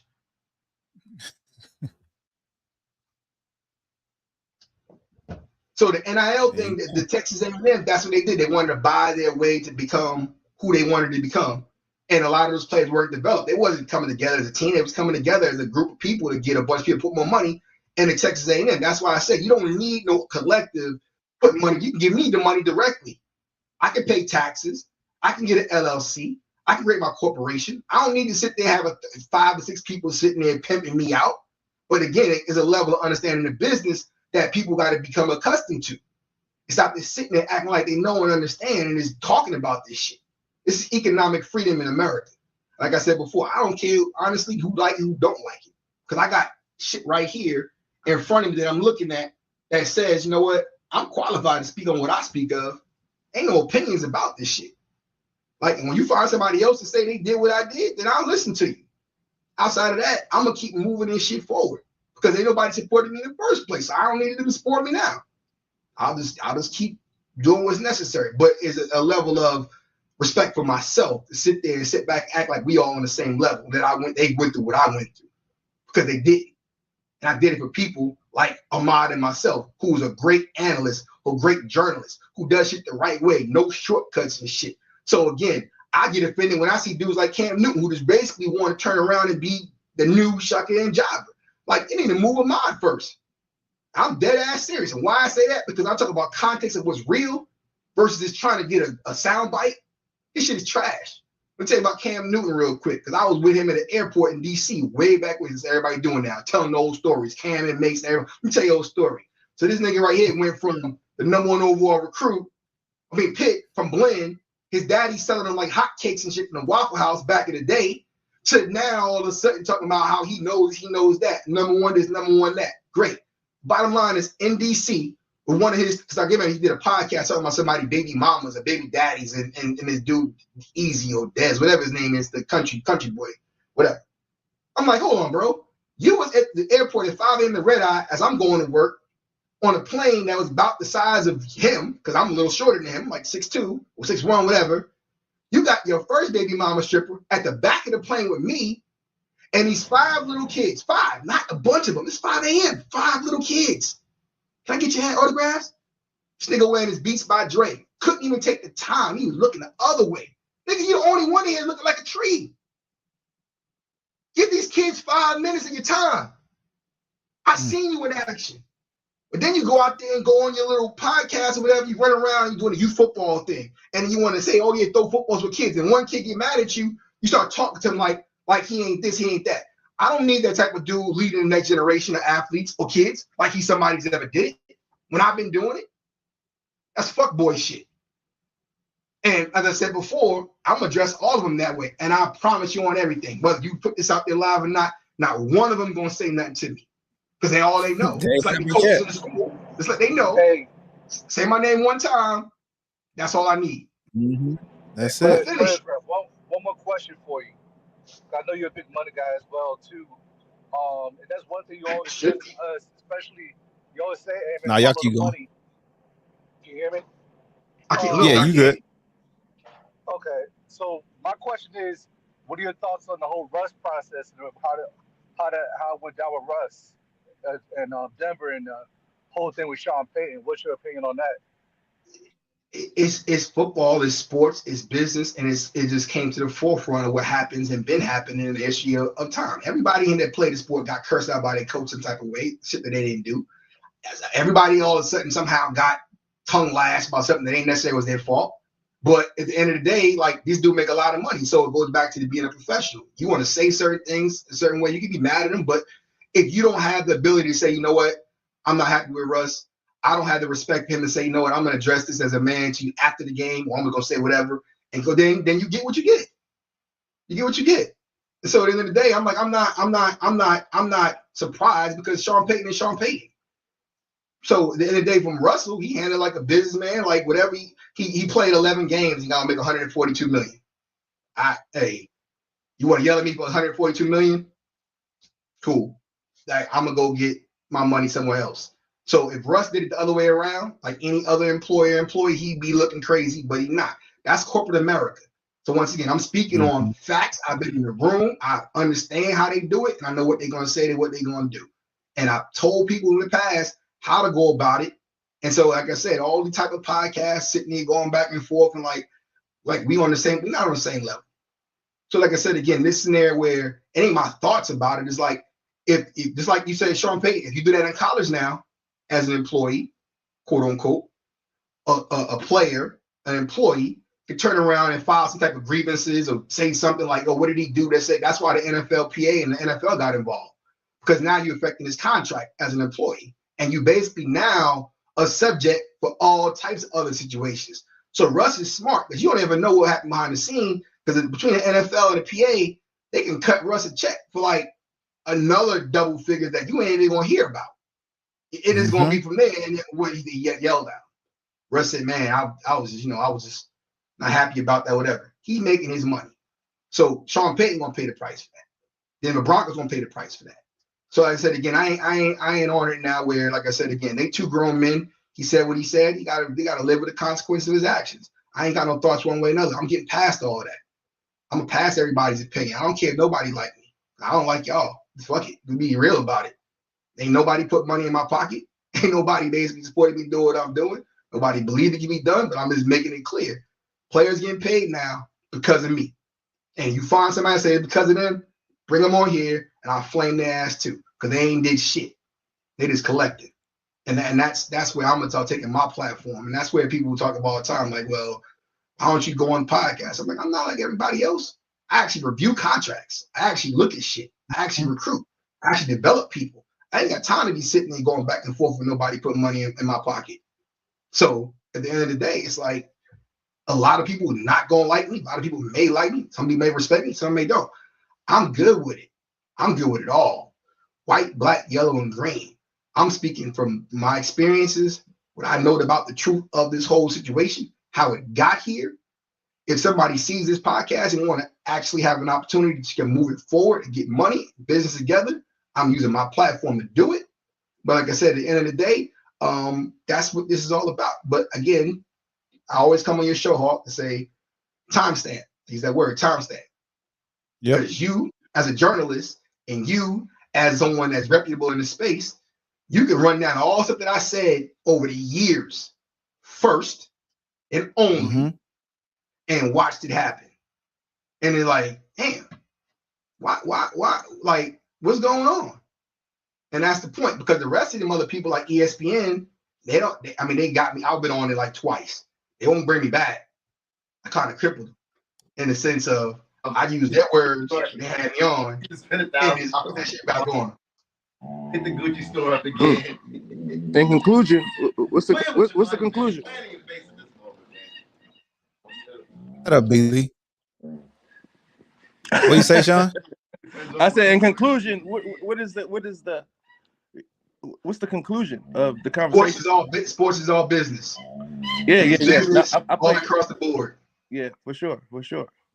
Okay. And people need to look at it as such and not let one person say, "Oh yeah." So you're a player rep, right? I'm an advocate and a players rep. Yes. Okay, I need you to represent me with this UVA. See, well, again on that players rep. You think I mean agent? No. The player rep represent. Okay, but I got to clarify that too, because I'll ask anybody in here, the best agent in the world. We call them right now. Could they get us a job interview or a tryout? Certain ones can. No, they can't. No. Yeah, I mean, I had some of the best. I had two of the best agents. I'm talking about right now, today. Nobody can get us a workout in there. I know all the. I can get us a workout. I went to Vegas. I went to Chicago for summer league and for the I said right now. I said right now. Right now. You can work out right now. I'm not playing no basketball anymore. No. I said I can get somebody opportunity. What I'm trying to make is that right now. No, you're not making the point, because you asked me if I can do it, and I'm telling you, my peers are in management. My peers are coaches. Okay. I know a few owners because they were in management. I get it. What I'm trying to tell you is, we are all old men in here. Ain't nobody old. I'm not an old man. Don't. Whoa, I'm not. How old are you? No, I ain't old man. But no, I'm around basketball like all. How old are you? You say not old man. Not old man. How old are you? I'm not old. Man. I ain't going with old. I got hair in my head. But that's exactly my point. If I ask the player how old are you, he don't answer me. I know what you are already. Hey, Hawk, what the hell, Hawk? My other one, my Mac. Hawk got a clone and shit. Hawk I'm on my phone right now. That nigga got 10,000 cameras in this motherfucker. Yeah, my Mac just froze, man. So I ain't I need to get studio like Hawk. Yeah, the point I was making is that I hear you saying your agents. The workouts don't happen like that, and realistic ones. So what I'm saying is that I was in the workouts. I know how the workouts happen. Huh? I've been in the workouts. I know how the workouts happen. I've trained players who are in the NBA now, who are in college now. So I know how the workouts happen. They are good players. Ain't got anything to do with so you want some garbage motherfucker playing? That's what I'm trying to tell you. Ain't nothing to do with you. So I'm going to explain that right then and there. Has to do with the player. So I'm going to break that down. That's why I said about agents. Because ain't no agent, no matter who the agent is, Rosenhaus Sports, I'm going to make that point again. The player that I just represented, there's every agency you know of who took their business model and they handed it over to him, who handed it over to me. So every top agent in America that you know of, every player, I've already seen their book of business. I already seen their game plan. So my point, what I'm saying is that unless you got the goods as the player, it doesn't matter if you represented by Big Bird and Ernie. The same point I made is that it does. Absolutely. Representation. All them bum ass niggas in the NBA and the NFL, it's all about representation and what they can prove. Let me get some facts again. The agent that represents the kid I played with Hall of Fame players. I played with regular motherfuckers that got a nod before me that was more talented and I kicked their ass in practice. So so this is what I'm doing now. So it's all about representation and consistency and bullshit jargon. Now this is exactly what I wanted. Because I'm not arguing. I got your point. The point is, it doesn't matter. And I can say it don't matter because I got a factual case that's publicly live to show it. I ain't speculating nothing. One case. I took an agent who wasn't necessarily an agent, who only had a free agent as a free agent and one free agent. I'm not an agent. Lamar Jackson's mom represents him. So I don't know what you ain't making no sense with this one. Who? Lamar Jackson's mom represents him. So who you think Lamar Jackson's mom don't represent him? So this is why I hate when people watch TV and look at these media and think they know what they know. She don't represent him. She don't represent him. You don't know how many lawyers and what lawyers behind the scenes. I do. I played professional sports. Huh? I played professional sports. And what that mean? I'm the reason why these get paid now. Bro, like I said, I'm gonna do it like everybody, like Charleston White. I love the view you got behind you. You are Charleston White. Okay. No, I love let me mute my shit. You Charleston White. I love the view you got behind you, Bobby. Because I told y'all before. I love the view behind you because it looks like a great, right little apartment you got going on right there. Hey, I'm not gonna sit this there. nigga business model is Charleston. I'm not White. We going can't to fuck mention Lamar talk to this Jackson. nigga. Lamar Jackson. Listen to this man's show about when Lamar Jackson don't get paid and how he's gonna get that. I did that. You didn't do that. So every agent you know that got you in that apartment right now, God bless him. But I'm gonna say this again. One more time. I'm gonna say it one more time. One more time. Because the reality is, whatever that picture is behind your head, over your head, I can't take you serious. I'm in my Because homie now you house. trying to act like you And got. that I got a bonnet, just the bonnet man. I got a couple acres. man house, baby. The bonnet man house. Let me cook this. That's what I said before. When people come in and say something, I'm gonna start flaming people for what they really is. Lamar Jackson mom don't represent him. That's what the media wanted you to know and understand. There's a lot of lawyers behind this, but this whole model started with me. And in reality, I put that on live air with Ahmad before I ever seen you before. So today's my first day seeing you. So welcome. To the bottom line, this is on tape. What you talking about? I wrote. The pleasure is all yours, brother. So the overall recruit in the history of football is my client since 16. I would ask you respectfully, pay attention to what I'm saying. It's like going back and forth. You're talking a lot, so it's hard to pay attention to what you're saying. You're saying so much. And he's a player in sports history, not Lamar Jackson, that coming to the NFL or any other sport as his own sports agency, represent other clients who I happen to oversee. So you ain't never met nobody like me, and you ain't got no agent never did what I did. But guess Raymond what? Brothers. Who's Raymond Brothers? You know what Raymond Brothers is? He knows what we did. You know what Andy Miller is? Huh? I'm just saying. Raymond Brothers, Andy Miller, they represent me. So that don't matter. You're making the money you get, they represent you doing what? What do you do? They did. I played NBA. That apartment, I'm not talking no more. I'm at my friend's house. With it. You in the Astro. This nigga in space with a robot behind his back. That's Bleav's apartment. You on my level for nothing to say to tell your views. You're not on my level. That's the point. That's what happens. I'm just saying, why is that robot behind your back? How's that relevant? Listen, I can take how is that even? Hey, respectfully.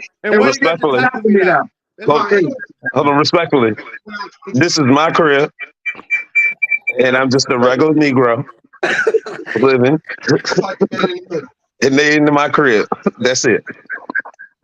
I'm visiting my homie, you know.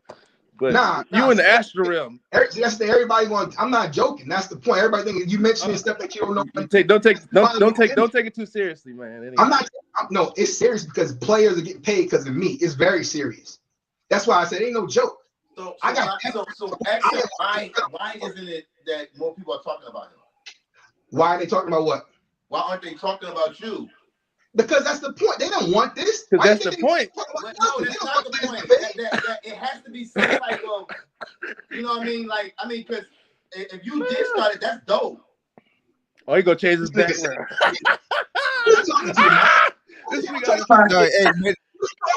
He's showing you he's using a virtual background. That's why when you said the robot, he's This is your family. This is why. That's dope. You got white people in the background now. If you started, I can't hear you. So the reason why you probably haven't heard a lot about him is because he goes against the machine. He goes against the narrative. So like the Nick Sabans and he exposed what was going on that hour. They're not gonna put him front and center because he speaks against like Bubani Joe. That's me right there. See that man right there on his phone? That man that made $107 million, only player in NFL history, to come in his own sports agent. That's me. Me with the glasses and the suit on, and them shoes. Okay. That's me. That's you with the blue suit on? That's being seen by 100 million people. That's the first player to have his own logo.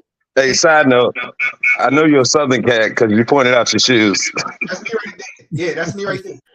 What else you want? That's his model right there. I can see that step and repeat. What right did this there, turn into? that logo. They try to go at Rob for his credentials. So Rob was like, "Yo, I'm ready." Said he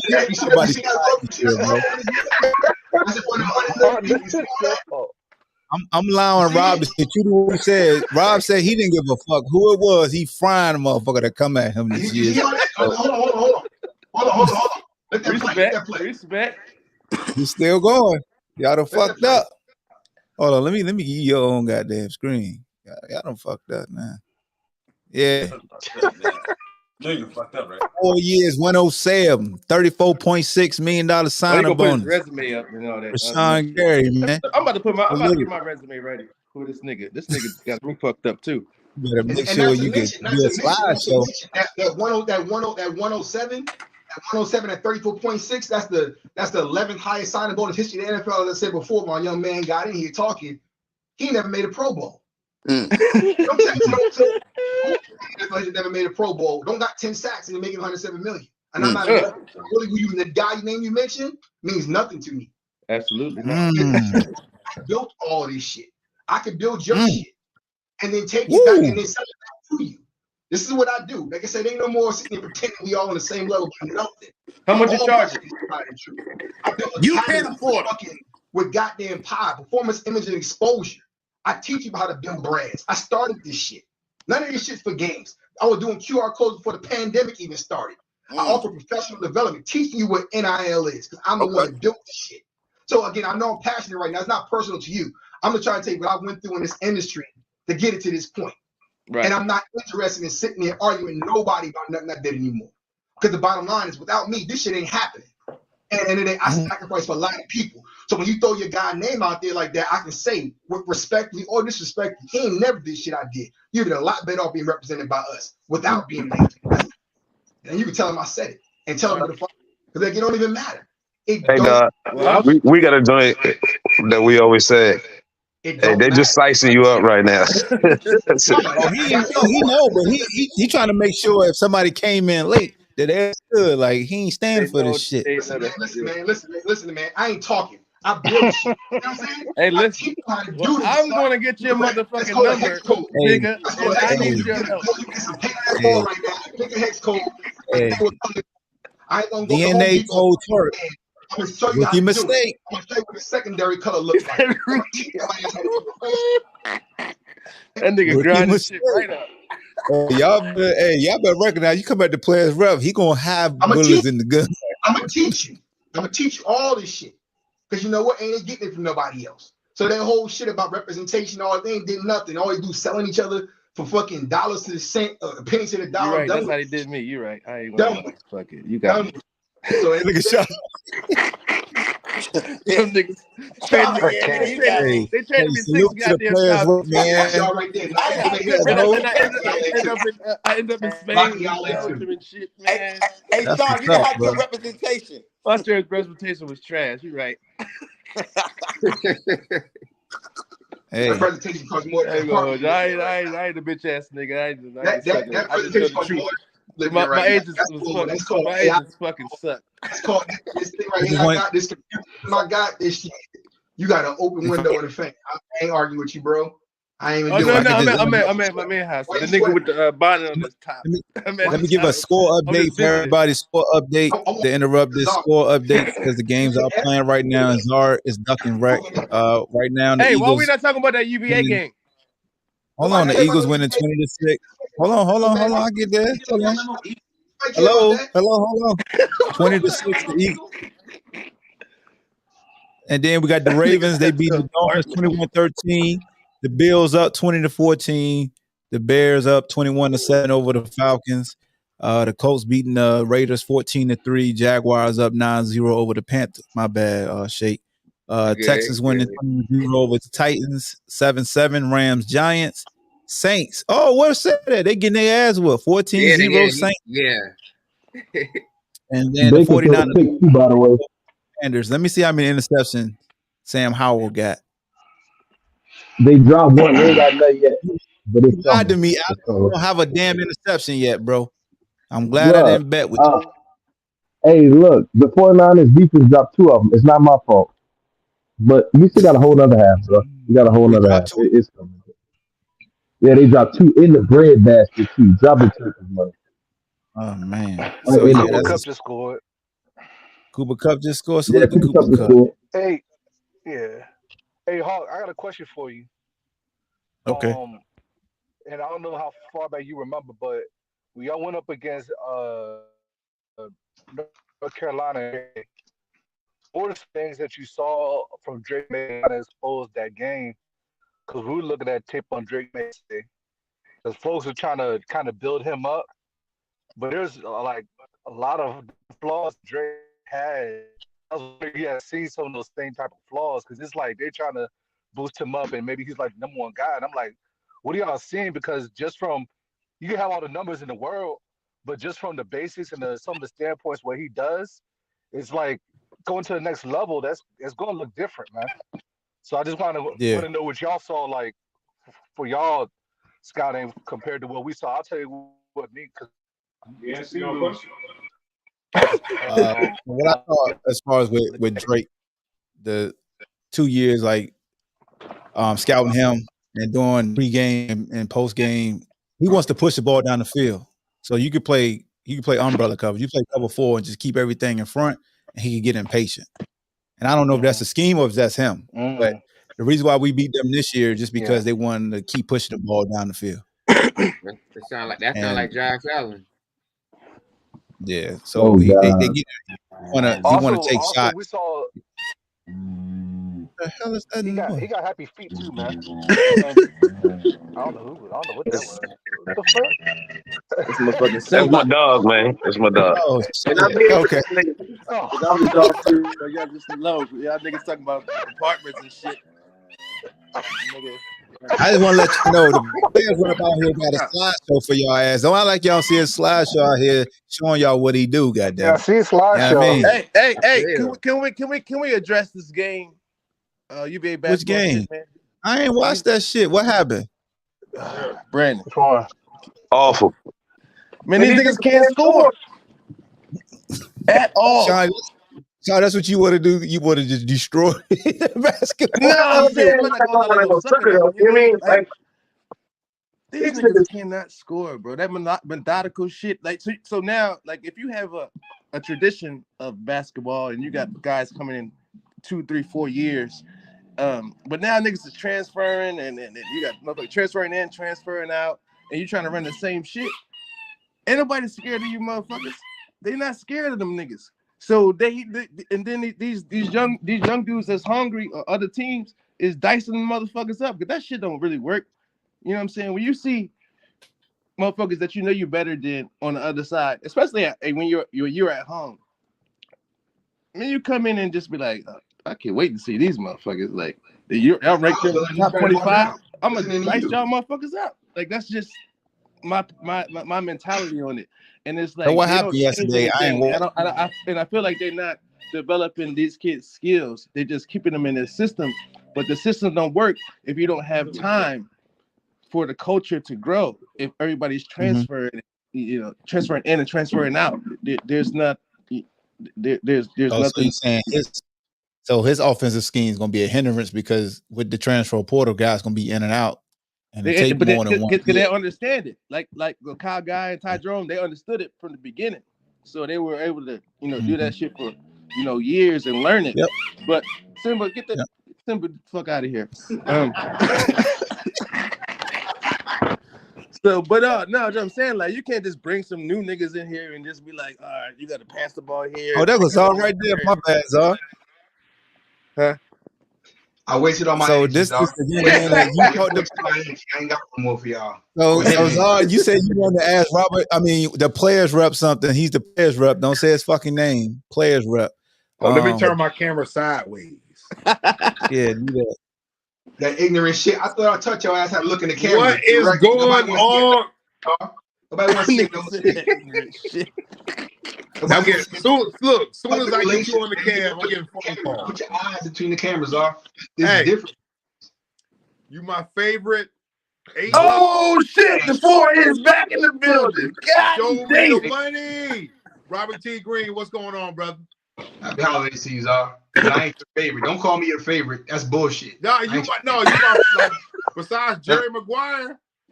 I ain't Jerry Maguire. I ain't Jerry Maguire.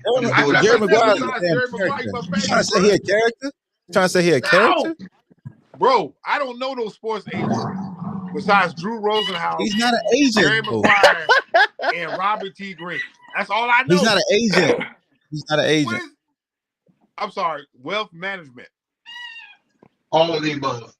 See, that's what I see. Ahmad, That's what I was talking about. I tell you, how you been, man? I mean, I was good. I had some energy for you, but your man in the middle just took it. So everything you were gonna get, he got. So it's all good. I ain't gonna do that shit twice. No. I only got one per day. That's when, like I told Hey, you before Sean, he got in, Charleston White, 50 on Puffy, and the dude goes from power. And that's how I'm doing it. If anybody say something that's not legit on what I know, then this is gonna be what it is. We ain't no argument. Everybody's free to speak their mind or whatever. I'm not gonna lose no sleep over it. But I'm not gonna pretend we got something in common at all. So I don't give a shit. Czar. You never heard me curse before, Czar, so I cursed. No, I've heard you. I heard your black ass curse before, man. I've heard you. Okay. I've heard you curse plenty of times. Maybe one. But no, it's good. Stop I asked the mom. I said, "Where's you capping already? You ain't heard me curse I all said, where's the great Robert T. Green, the only man, the $100 million contracts and trying to get players." See, there we go. I knew he was gonna say it. What did you say? Trying to get players paid and get paid what they gotta get done. That's it. That's what I'm talking. Where's Urban Meyer at right now? Where's Urban Meyer? Huh? I know we did a podcast Where your about coach Urban Meyer at, bro? Remember you was on the Urban Meyer promotion. What did I tell you, Czar? No, I wasn't. Bullshit. No, don't make us pull the episode, bro. Don't make us pull the episode because that's when Tim Tebow was gonna be on the team. If the glove look like it is what it is, they brought OJ on. If the glove didn't fit, you must have quit. Urban Meyer? Where's Urban Meyer? When I told you he ain't coming back. He's coming back, man. When? There was weakest conversations almost a year and a half. Okay, with Robert T. Green, we live. Let me get psychedelic here, real quick. Funkadelic. What? Yeah, not funkadelic. That's my new word. Big words like Stephen A. Smith. Look. We live in a microwave society. Everybody wants to cook shit like a damn microwave pizza or some goddamn nuggets, and it should be done in a minute. Okay, we still got to get Urban Meyer got to get the shit blow over. Because we still on his ass. Like I told you before how it's gonna go. That's why I'm not arguing with you. I told you how it's going. I told you why it's going this way. I told you how it's gonna go, and I told you why it's this way. And I said it before, so I don't really say it again because Ahmad recorded it. He ain't coming back. So you saying he's not coming back on any level? For what? Who gonna pay him? Which school? Bro, wait. You act like the man is a loser. He is a loser. What the fuck you mean? What? He's a loser. He's a loser. You talking about football? You talking about a person? Which one? Football. Who gives a shit about football? The man. Bro, no. Robert T. Green. We're built on results, right? You have results. You've gotten good results, right? I get results from facts. What's the difference between Robert T. professionally named Cardell Jones to fucking play against kids and they say I'm a great coach? I don't hire fucking a bunch of dudes that double murders and shit like that to fuck around and turn around and say I did great things. I don't fuck around and get dudes that literally can't walk and talk without smoking weed to say I'm great in doing things. Ain't none of these niggas doing nothing after they played the game under Urban Meyer. He is a loser. So Robert T. Green, professionally, between your numbers and Urban Meyer's numbers, what's the difference? Difference is I can whoop his ass and I made more money. No, we ain't talking about fisticuffs. We ain't talking about getting fist. We talking about professional. We look at Robert T. Green's numbers and we look at Urban Meyer numbers. Urban Meyer don't have one client. He don't have one client that made more money than the one I just had just now. No, man, I'm saying, bro. No. I moved to the front, bro. I moved to the front. You keep marching like those if you want to. I moved to the front. He don't got wait, Robert T. Green, wait a minute. Wait, you going off track, bro. No, I know off track. You're diving off the You missed it. I told him in the beginning. I'm not the Robert T. anymore. I'm tired of being nice and talking that nice shit. I'm just gonna go from what it is. Well, so professionally, we're not talking about beating nobody up. No. Like that. We're talking about Urban Meyer's numbers. You look at the track record, he's a winner, bro. This world that we live in is built on results. You wouldn't be where you're at right now, Robert T. Green, if you didn't have results. You said what? No, and you're the problem. You would not be. You're not a winner. I just told your man in the middle about this whole thing about agent and coaches. The coaches are only good as the player's going to be. Just like when the players skipped the bowl game at Florida State, that's why they fucking got beat 63-3. It don't matter if it's Mike Novell, Ernie, and fucking Sesame Big Dog. It don't matter. The players are the one make it happen. So when you pay the players and they good at what they do, that's subjective. And when you leave, you go to Jacksonville, Greg Popovich made a bunch of bum ass niggas really good. So Robert T. Green. So you're There's saying a lot of talented players that Hold better. So on, I don't know what the I'm fuck you talking about with that. I'm Hey, so hold glad on, you I got brought a up. question. Hold on, no. Before he brought up Greg Popovich, that's a trigger for me because I'm ready to destroy Greg Popovich's motherfucking ass since Bill Belichick get this stuff. Ever since goddamn Greg Popovich had no. It's subjective. Hold on. His ass ain't had no Hall of Famers. He been getting his ass murked. Exactly. That's my point. That's my point. That is my point. So you're making my point. He just made my point for me. No, I'm agreeing with you. I'm with you, players. Rep. Yeah. Exactly. So Yeah, when let's Urban go. Meyer went to Jacksonville with Trevor Lawrence, he kicking kickers like he was in college still. He's a loser. What grown man kicks grown men is getting paid and do all that dumb shit, and then all of a sudden think he's gonna basically be doing something like again. That's idiocy. Oh, my bad, E. Jones. I see you got your Spurs hat on. My bad. Okay, No, I ain't get that. the players make the coach. That's how this works, bro. The players make the agents. That's how this works, bro. Yo. This ain't that's why the players are playing game. That's why when the 12 opt-outs of the starters jumped out of Florida State, they got beat 63-3. I don't care who the coach Jump is. in, Zol. Better jump in. You Okay, keep going. okay. So I'm gonna say this. I'm gonna take my gloves off. Bill Cosby would say, "You are part of the problem. You are the catalyst." Hey, that's one shaky. Don't catalyst. fucking quote no goddamn You were Bill a Cosby. catalyst for the players to get paid. Yeah. Now Yo, Florida time out, State Czar. Hold on. Before you keep going. I can't You can't quote Bill Cosby. No. So if you're all about the players getting paid, the NIL money, you're one of the catalysts. This is why Florida State got left out. The players got paid. No, this is why they got left out. When they started playing players, Robert T. Green, it became a real business.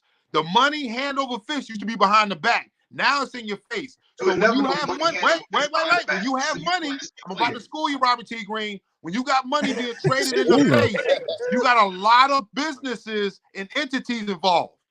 I like that. So you, like I said, you were one of the catalysts. You want the people to get paid. Now you're one of the people that got Florida State held out because nobody wants to see a hurt Florida State team. This is an investment, brother. Google Sports is all business. Google. This is an investment. And it's only me. Florida State is a business now. It's a business for everybody. What does that mean? How does that affect Florida State, though, Zol? Because the moment, so let me talk. The moment the quarterback got hurt, nobody wants to see, like, if I'm a consumer, an investor, I don't want to see Florida State without their quarterback. We're trying to put the best product available. But without their quarterback, they're not a good product. I don't give a shit about what it don't matter, but you want to get everybody paid. How do you know that? What? How do you know that? Okay, so Ahmad, wait a minute. So if the money used to be changed behind, like Chris Webber and them, they was doing sideways behind the back. Your man said Lamar Jackson. Now the money's being traded in your face. I'm a historian and shit. So you talk about Chris Webber. Go further back than that. Who's the first person that's talking about? It doesn't matter. The money was traded behind the back. Can't do that. The money was traded behind the back, bro. Bullshit. It doesn't matter. You couldn't do now what you did. Kareem You couldn't do it. Lou Alcindor was the first one to get that money. Man, bro, you still can't. Bro, back in the day, they can't say we'll give you $1 million. Lou Alcindor. Czar, you need to be talking. Who was the first one, my man? Who's Lou that first Alcindor. one? Come on, man. Come Lou on, Alcindor. that, man. But like I said, I'm talking about the first one in college in the standpoint of basically pushing players to get paid. To try to do it as a player. UCLA, if they get paid, bro, that was the game. Greg Anthony from UNLV. No. Greg Anthony from UNLV. I understand that, but I'm just saying. T-shirts. Alcindor was getting paid. Bro, that was behind the back. Everybody That can was hear behind y'all the back. talking at once. Now it's in your face. They don't care. It's like, I'm going to give you $1 million coming to school. When you got boosters and stuff like that, getting NIL companies giving kids these monies in people's faces, when it's not hit anymore, the investors, all that has changed. We want to see, as a consumer and investor, I want to see the best product on the field. So you wanted people to get paid. So you're one of the catalysts that got Florida State booted out, bro. No. I didn't say Lamar Jackson is giving the Dolphins that MVP work. Lamar Jackson has 3 touchdowns, 255 yards passing, in the first half versus the Dolphins. Keep going. Dolphins don't got no damn defense, man. No. So my man said Lou Alcindor was getting paid. I said who the first person after they attempted to basically thwart the NCAA system in regard to getting paid without going through the. Like, it don't matter. It don't, bro. This nigga that was behind the back. Nigga was fucking Kareem Abdul-Jabbar. What are you talking about? We talking about right now, man. You can't. Back then you couldn't give a kid $1 million to come to your school out in the open and be. You can give him $100,000. What you talking about? $1 million is not the same as that in the '60s. Hey, we got echo, bro. It's an echo. I got a quick question. Hold on. Alex got a question. Go ahead, Alex. Hey, players, real quick. I got a quick question for you. You hear me? Who? Player? Oh, yeah. The players. So, as far as like an NFL contract, right? Like, obviously, you know more about it than I do. What part of the contract, as far as money, is most important or be put to the forefront first? You know how like there's a signing bonus, the injury, the guarantee, and as soon as you get the most you can up front, because when you sign, I couldn't repeat that real quick. Signing bonus, the much you get is guaranteed, because most of them are backloaded. Get the more like you get the majority of it, if not all of it, being an ad. That's why agents, for the most part, want to get big inflated numbers, but the majority don't backload. Never see them. I said on this show with Ball and told everybody today about agent who represents Ezekiel. He wouldn't get his money. He never got his money. Like I said, he wasn't, and I said it on this show. No, didn't get it. He 40 on that track. Hey, Zara, is that your regular ass mic? God dang. Yeah, I was about to say, I'm trying to hear, but it sounds like something like.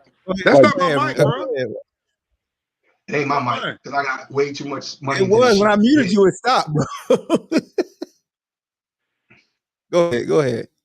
No, so that's what it is. So you want to get it early. You want to skip the bowl game. You want to get it early. You want to take care of your body. You want to put more money into your body and your career versus your agent. Unlike some people ain't talking about your agent. Shit is so fucking annoying, man. And he was asking you about like the NFL contract, and before the mic started messing up, you said signing bonus and the guarantee. Go ahead. Yeah, and then basically fulfill your obligations, do what you got to do. So you see, obviously, one of the players recently just got suspended for the Green Bay. Hey, Czar, put a helmet on or a hat, because that forehead is out of control. I'm gonna just leave that right there. What? Go ahead. Oh, I forgot. By the way, I'm. Some of y'all I don't know. Czar, you know what the Better Business Bureau is? I'm a businessman, bro. I'm a DJ. Hey, yo, Czar, I need you to always use. Hey, Czar, I need you to do me a favor though. When you come on this show, you did it before Robert came on. Make sure you use your DJ mic and not your Five Below mic, like Bean just said. And also put on a Scully. Fuck that. What? Nah, don't put on that Pooh Shicey no more. First of all, because you horribly endangered everybody in the chat room with the fucking forehead. See, now if we go, I'm about to roast y'all. Czar, do you know what the Better Business Bureau is? Josh Allen has one interception and one rushing touchdown right now. No, Robert King, we got a question. Do you know what the Better Business Bureau is? Say the Better Business Bureau. Better Business Bureau is there to protect the businesses, bro, of wrongdoing, the consumer. Okay, so are you your businessman? You said, yeah.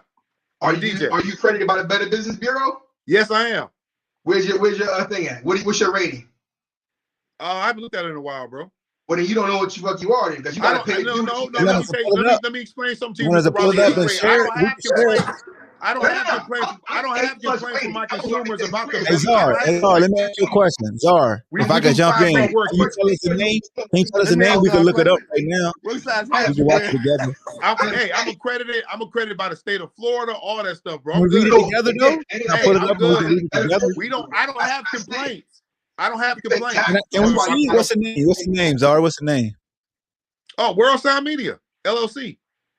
Okay. And we have an umbrella company. So you don't know somebody saying that you're full of shit of a DJ. No, we have an umbrella company. We have an umbrella company as well. because I just started my podcast. I'm a DJ. All that stuff's under the umbrella, man. Actor, filming, all that stuff, man. You know what Better Business Bureau? Good. You know what it is. So the bottom line, and you a head butter. Now you said that, you know what it is. So you saying all of that. If you say that you understand business, then everything comes out of my mouth and I'm credited. I know what I'm talking about, or I would not be able to continue to keep that rating. Would I not? Yes or no? Depends. What the fuck you mean it depends? Because if your client complained on you, that's when the Better Business Bureau gets involved. You can do all the wrong, Robert T. Green. You can do all the wrongdoing, but if your client doesn't complain to the BBB, they don't know. Why wouldn't your clients? They don't know. I guess you're dealing with clients. No, I'm saying. I guess Robert your client, T. Green. They don't. If your client what's the name of your company again? your World client has what? a file. I guess your company's deal with street meat Head vendors. Media? No. We have 5-star service, bro. There's no need to complain. They're gonna complain. No, we're commerce, bro. We move stuff. World Okay? Sound Media. Commerce. Czar, aka Commerce. In America, for those in Commerce. America, We move the money. In America, as We a move white the money. man, if you don't do what you say you're gonna do, two things are gonna happen. They're gonna trash your media, or they're gonna sue you. We have not had anything come to us like that, bro. That's how I know my accreditation is good, bro. Hey, where is it? Where y'all based out of? Jacksonville? Huh? We got based an out of office in Jacksonville, Florida, and office in Orlando, Florida. They're in a cannon somewhere. Hey, Czar, you in Jacksonville? Office in Deltona, Florida as well. Not Daytona, Deltona. Hey, I need your email too, by the way. But you in Jacksonville? It's like a church on every corner out there, Johnny. Yeah, Jacksonville. Everybody, you're not promoting your business right now. Huh? Why you not promoting your business right now? What are you talking about? I always promote my business. I know that was way over your head. You're a business owner. You can't promote your business. No. This. I was up here, bro. This is you. I always have one of my DJ shirts on. Always plug it. I'm good right now. I'm good. I ain't talking about DJ shirt. They got freaking green screen up because he's doing what he is from there. But yeah, bro. This like you see my office is being reconstructed. I got my green screen up in the back. He basically challenging you type of presentations are. If you ain't catching he got never come on live like this, but I got an impromptu from Amar saying Mr. Robert T. Green is on the live, so I just have to pop in here. You know what I'm saying? Normally, I would have some kind of decorations up, you know. And plus, I don't know if you noticed, Mr. Robert T. Green. I almost got robbed last night, so I had a lot of stuff on my couch. He's gone. Robert's gone. Well, next time you come in the chat, man, put a headband on or something, please. Not a headband. Wait a minute. Who is that saying that? Czar, I'm asking you a question. If you understand we got somebody like Bleav in the chat, we got to do with a headband on. Boy, y'all wild, man. Go ahead. We said, Robert. If you talk to me about business and about these freaking boosters and everything else, which you know nothing about, which I know this for a fact, but I'm going to you said boosters. You don't know nothing. You said boosters and players getting money. I'm a catalyst and all those other fucking words you're trying to use. Yeah, you're a front runner. Who's the front runner? You. Front runner what? I have no problem with the players getting paid. But when they start, like I said, when colleges started giving money, I am a founder players, and a pioneer. I'm not changing the business aspect of the playoffs and stuff, bro. It's all over business right now. It's 100% business, and it's politics. It's been 100% business. I started my business. It was for the colleges. Now it's for the players. What? So when you have 100% business format, it says y'all can y'all ass whip right now, bro. Hey, Czar, Ballhawk. Czar just said, because again I can't talk to him. He just said that it's 100% business now, right? That's what he said. What's my tagline on this string right here? And what have I done and what have you known me to do since I started this, which is 100% business? What is he saying to me? He's telling me some shit that I've built it up in 10 years. You don't know. I'm saying you're one of the reasons why Florida State got left off. The reason why. You can go on Twitter right now. I said pull that shit up on my Twitter. I said the day it happened, hashtag Brock Bowers, hashtag Jabber skipping the bowl game. Carolina, that did make play yesterday. out of control. Asked me to play yesterday. Robert T. And then Green. Kirby said he's hurt. Brock ain't hurt. Brock protecting his future assets. He didn't want the people in Georgia to get mad at him. Give a shit about your college fandom and your parlays. It's Who okay. cares? We don't care. It's business. It's business. Still, it's a business, bro. So what I'm saying is, at the end of the day, what The they got to nigga got do, a and choker what I started, is understand the business. Ain't no So bullshit. tell me why Florida State got left off. What you mean got left off? Because it's business, and it's a bullshit business. Exactly. No, because they get Nick Saban. We don't want these damn coaches that want to sit around. Nick Saban is Nick's Alabama. We ain't talking, bro. We're not talking about the coaches, bro. Hey, let me ask you something, Zar. Let me ask you something, Zar. Let me ask you something, Zar. Did you know that opt-outs began before the NIL transfer portal era? Yeah, they've been there, bro. You can opt out whenever you want. So how can you blame the NIL for opt-outs? Because you're not okay. I need y'all to put y'all thinking caps on, bro, for a second. I'm in the air right now. Let me get my landing gears down. So, like I said, now when you have a company like IBM that says, "Hey, Shedeur Sanders, we want to give you $1 million," and it's up front. Well, 20 years ago, you couldn't do that. Okay, so what's the issue? Wait a minute, bro. When you have these entities, these investors that are involved now, we talking about big time investors that are coming out. Hey, we're giving this money. We're giving this money to this kid. Yeah, it changes shit, bro. So when you have a Florida, wait a minute. When you have a Florida State, go ahead, bro. No, go ahead. Keep going. I'm gonna let you finish. We have a Florida State that's undefeated. The consumer wants to see the best product available. Am I right? Ask me about care. Watch my screen. Ask me about care. No. I'm asking y'all. Hold on. I keep going with you. So yes, the consumer wants to see what they feel, and this only pertains in college. No, notice this. Hold on. When you buy a product. Hold on. I'm gonna explain why I said that. College football is the only time where the consumer can say, I don't care about the records. I feel like these two teams would be the best if they play it. I would get the most rating with these two teams. Everybody else has a structure where you don't even hear people even debating the shit. Right. Yeah, you're right. But like, just go down to go ahead. Just go down to the second tier Division I football. They got a playoff system, right? Yep.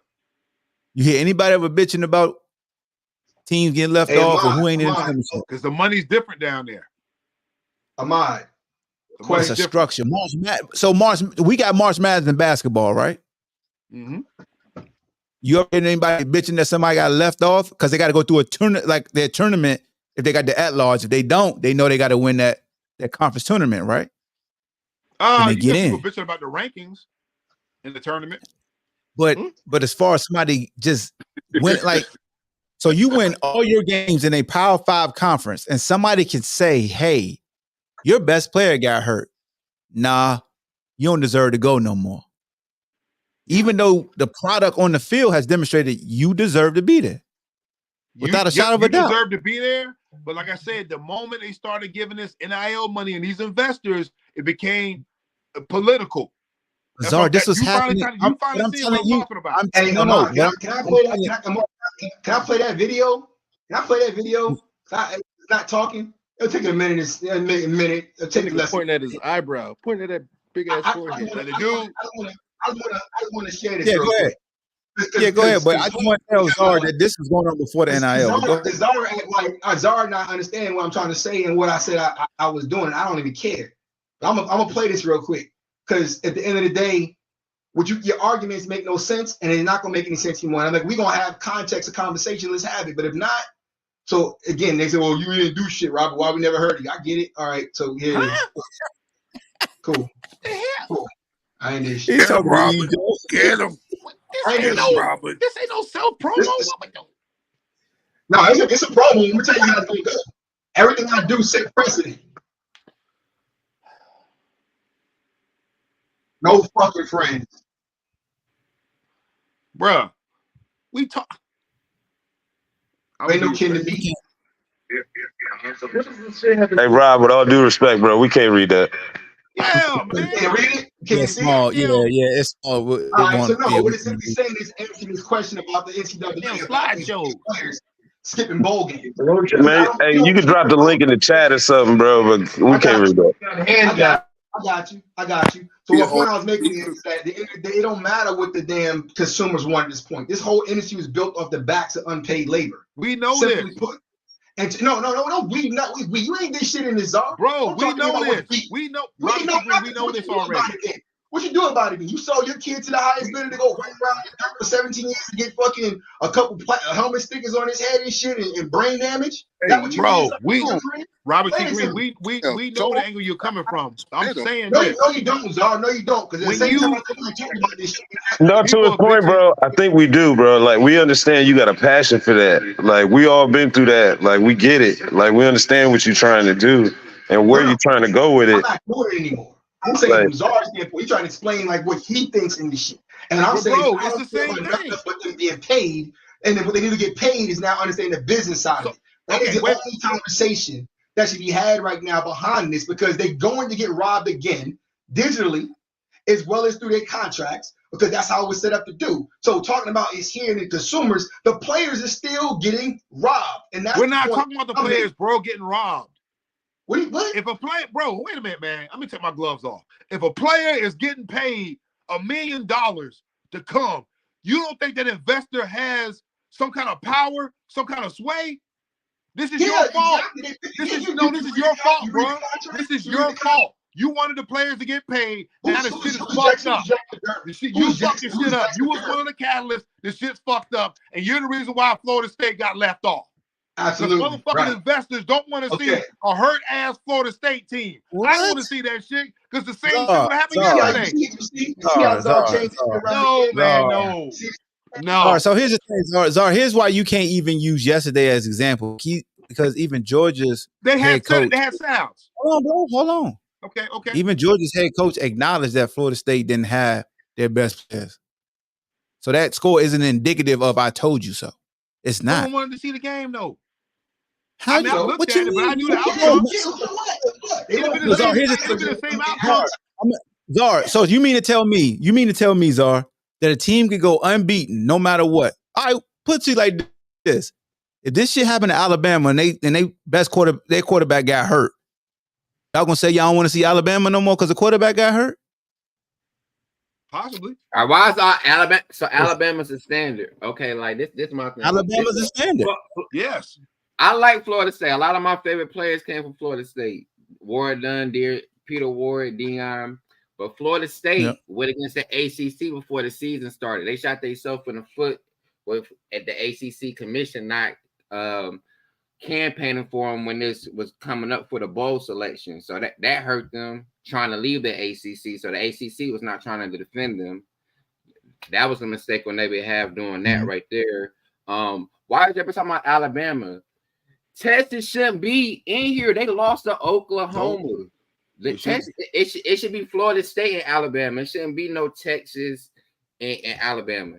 Texas shouldn't have that spot, but nobody's talking about that. But so you get points for beating Alabama, but when you lose to a team that's under the caliber of Alabama, it doesn't hurt you. That don't make sense to me. You're right, bro. But that's what I'm saying. You see how the shit's fucked up now. That's a whole lot of politics. No, Czar, it does because if it's so because why? Bizarre slopes. I'm gonna say this again from the back end, Bizarre. I don't care if it's Texas, Oregon State, whoever. The bottom line, every player that skipped that game made a decision in risk management. We know this, bro. We know this part. I'm talking about the selection committee, man. You can make football. You have companies. Bro, when you have companies that have given money to these athletes and these schools, it's political now. All right, hold on. Let me nip this in the bud with Czar. No, Czar right about that part for sure. Hold on, Czar. Here's the one thing everybody miss about the NIL and players getting paid more. That to speak to what Rob is saying. If I ain't paying players while they're in college, what is that player going to do now? Think about it. Longer in college, right? Not necessarily. Not necessarily. Whoa. They're gonna make you more money. That's like a please stop. Hold on, y'all.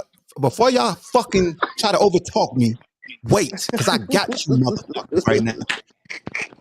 Every time we turn around, they talk about Marvin Harrison is getting paid than a top draft pick quarterback, right?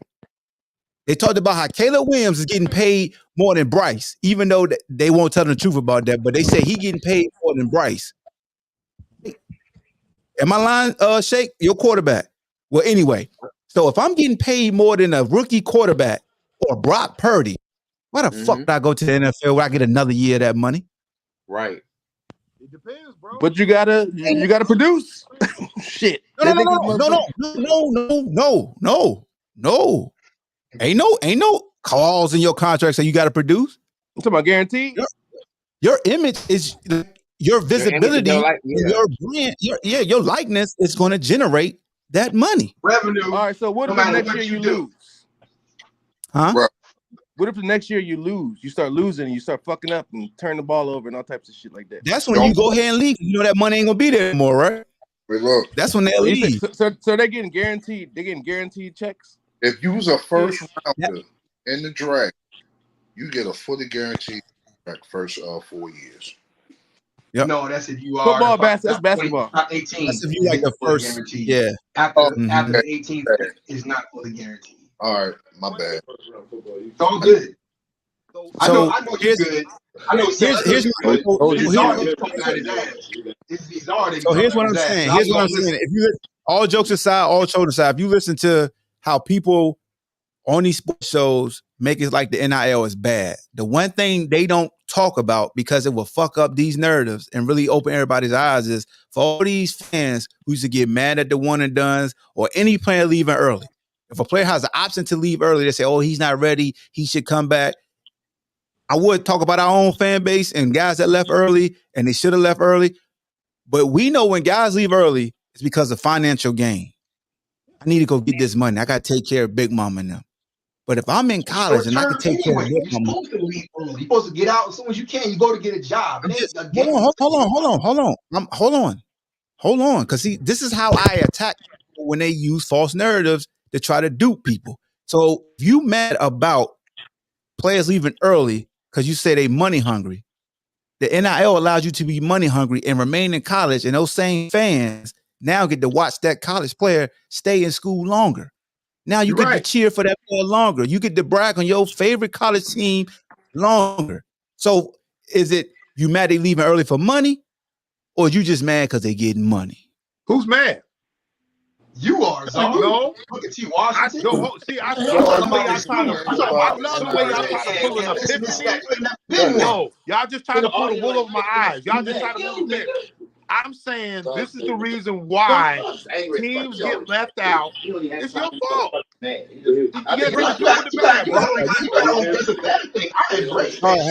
teams get left out before. Hey, Zar, why your turtleneck so short? Huh? Never mind, brother. Don't worry about it. I got a Fendi shirt on, man. Don't sweat my outfit, man. That's not no Fendi shirt, and that's damn wrinkled and crinkly around your shirt, man. Nigga got a short turtleneck on. Bahama Bay, baby, Florida style, man. Bahama Bay. Before y'all join, I just want to let y'all know before y'all join, Zara says that's his, and I quote, good credit fit. Yeah, that's good credit. When you go to Home Depot, see some of y'all need to look good credit fit. When you go to Home Depot, they look at you. There's a credit card person up there. Mm-hmm. The credit part, you don't judge a book by its cover. They gonna judge you by your outfit and see if you got good credit. And Zara, you got some big ass teeth, by the way. There's two outfits you can wear to Home Depot and Lowe's, and they look at you differently. You wear the all white windbreaker. They gonna offer you a credit card. Hey, bro, you got a credit card? Or Ahmad, you ran track the all black windbreaker with the black hat, the black shoes. Hey, sir, you don't look threatening.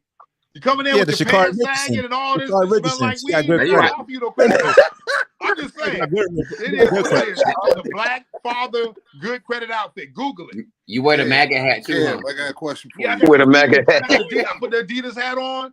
Hold on. The Adidas sweatpants. I got the black Adidas shoes. I'm good. All you gotta do is put a headband on. That fucking. Who said? Hey, said. I know. Look, and there's another thing. Before I get out of here, damn. Where you I My go? bad. don't judge a Dog, where book you by go? its cover. I don't Dog, judge where you by the go? book by its cover. But it's only two Yes, you people in do, here. dog. You lying. You judge Yeah, a I'm gonna book judge by the its book by cover. its cover. There's only two Because you people judged on this B. Lee live last stream. time. I'm It's snitching. only You two talked about people. B. Lee bad the other show when he won't hear. Who? Oh, word. The What bonnet happened man to my right B there. Lee? Come You on, talk What Bonnet shit. happened dog. to man. Big Lips? Oh, you just rather have some bigger The shit. bonnet Yeah. king. Yeah, it's But called one Bonnets and question BS, for you, baby, though, with Buddy bro. Lee. Hey, there's Czar. only two people up Hey, here Czar. that are trustworthy that put their grocery carts back. I'm I'm gonna tell you who it is. The bonnet man. He put his grocery cart back. I do, though. I do. And for other people. Yep. See, I know it. See, I and keep if you up don't fucking put your grocery grocery cart All in cart right, the middle back, of bro. the parking that lot means for the you're motherfucker that incapable of need I'm to not gonna shit leadership. let on you the be his way. friend right now. I'm not gonna If, let you if be you his don't put your friend. Business. grocery cart back, You you're trying to roast incapable of him. leadership and trust, and your credit You card tried is to bad. roast him. Yo, I'm this letting y'all nigga know. really judge people off of them putting their Because, bro, let me tell you, Google, after this I gotta go. Google the grocery cart theory. We ain't It going basically nowhere. says Man, come on. it's a Just, short. Wait a minute. If you What? get the grocery cart, instead of leaving it by your car or leaving it out in the parking lot, it's a couple of steps to put it back where it belongs. If you can't trust yourself, if we can't trust you to do that, you're incapable of trust, you're incapable of leadership, and you're lazy. It is what it is. And So the Eagles practice is on some putting shit. your grocery It just cart gave back. the game back to the damn Cardinals. Ain't that some shit? Yeah, You know. even Oh, with my look, man no, in the middle, me and my man was we was well, out I there. can't trust your breath look, because you're Dog, going to listen to a mind. back to the 80s. This is what I mean, man. And he's Hey, Czar, I Look, still need your see, email, bro. The look, movie he striking hit the back up light in switch end now. of January. Back in conversation. Okay, hey, okay, I'm gonna get it to you. I'm gonna get it to you. Yes, sir. Actually, you know what? You can actually. Hey, I gotta love y'all and leave y'all, man. Y'all be good. All right, Peace, bro. I'll hit you up. All right, that's what you do, Czar. That's what you do. You run people off because your shit be so simple. No, bro. First of all, I am an entity in itself, bro.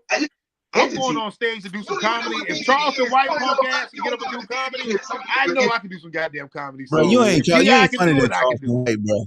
You ain't funny to. Hey. You might be funny to T.I., but you ain't funny I'm to funny Charleston to White. T.I. is dry. See now, my mama. Plus, he got a he got an eye that's gonna make him funny. Though his eye gonna make him. You should have never fixed your gap if you was gonna be a comedian. Should have kept the gap in your teeth. No. I'm still, bro. Trust me. That would have been your Charleston trademark. White, And you when he last took his the gap in eye your out, teeth. when Charleston White took his eye out a lot, I said, bro. Before Czar go, hey Ballhawk, I appreciate you, man. Happy New Year to you and yours and everybody in here. Bro. Robert T. Green, we love you, man. Shut up, Czar. We got to get together for that exclusive. We gonna get together for that exclusive, though. Yeah, because like I said before, Robert T is dead, man. It's the players rep, and I'm gonna be going off on anything and everything in 2024. So if you don't like it, don't necessarily go back. Done. I ain't trying to change his name. Make no friends. Don't give a shit. And at the end of the day, he changed his name. Replacing Chad Ocho and Unk, or whatever the hell y'all want to call these dudes. And I'm saying that loud. And at the end of the day, you're gonna find out. Change his name. Huh? So he changed his name like Muhammad Ali. No, I'm gonna call him Robert T. Green. People named Robert T. Green. I'm gonna call Robert T. Green. Listen, man. All right, I'm gonna let it go. Man. You about to kill my brain. Hey, I'm gonna call Robert T. Green. Man, appreciate you said. Good to see you again, man. Ahmad, I appreciate you. As I said before, Peace, bro. this next year, say now, collectives. So again, it's on tape and agents. One man with the S go, because his man might be out of business after this year. Because the reality, a lot of that shit is fraudulent too. The whole structure of representation ain't what you think it is. And because of NIL and the early stages of players getting paid now, it needs to be an elevated level of professionalism and business services understood that most agents ain't capable of. Back up. Not the process. So y'all be safe, man. God bless you. There you go, Czar. Lamar Jackson, 13 to 15. No, My man, the players rep, man. MVP. Appreciate you for tapping in, dropping them jewels. Man, it's been a great last show of the year, man. It's 3 hours we done been on here. Yeah. Lamar looking like a real quarterback, huh? Yeah, MVP.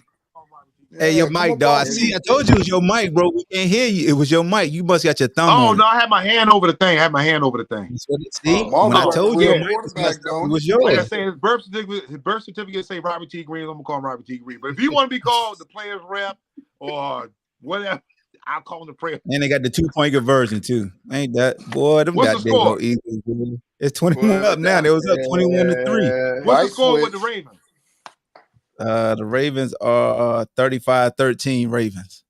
35-13 Good job. Ravens. See that defense though. You got the That AFC goes defense. to That defense Baltimore. give Lamar a short field, boy.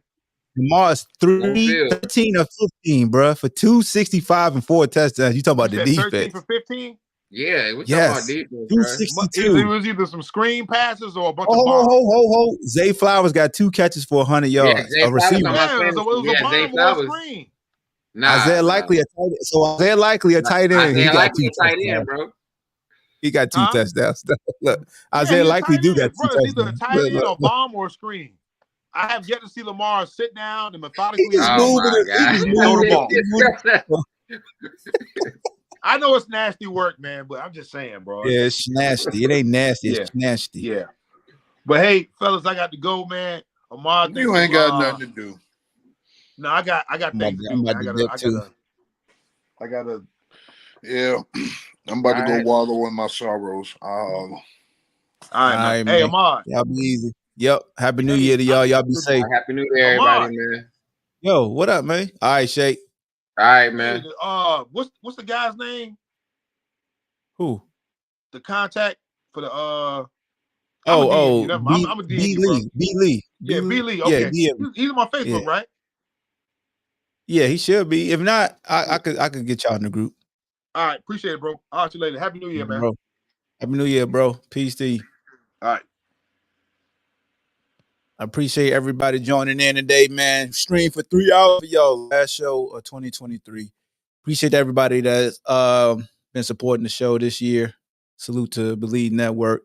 We want 2024. It's gonna be even better. It's gonna be even better. It's gonna be more video version podcast episodes. So y'all stay tuned, man. But be safe tonight. Make sure you stick to your New Year's resolution too. Don't do a New Year's resolution after 2 weeks. You stop. Stay the course, man. Stay the course. Commit. Right? Sign that contract for yourself.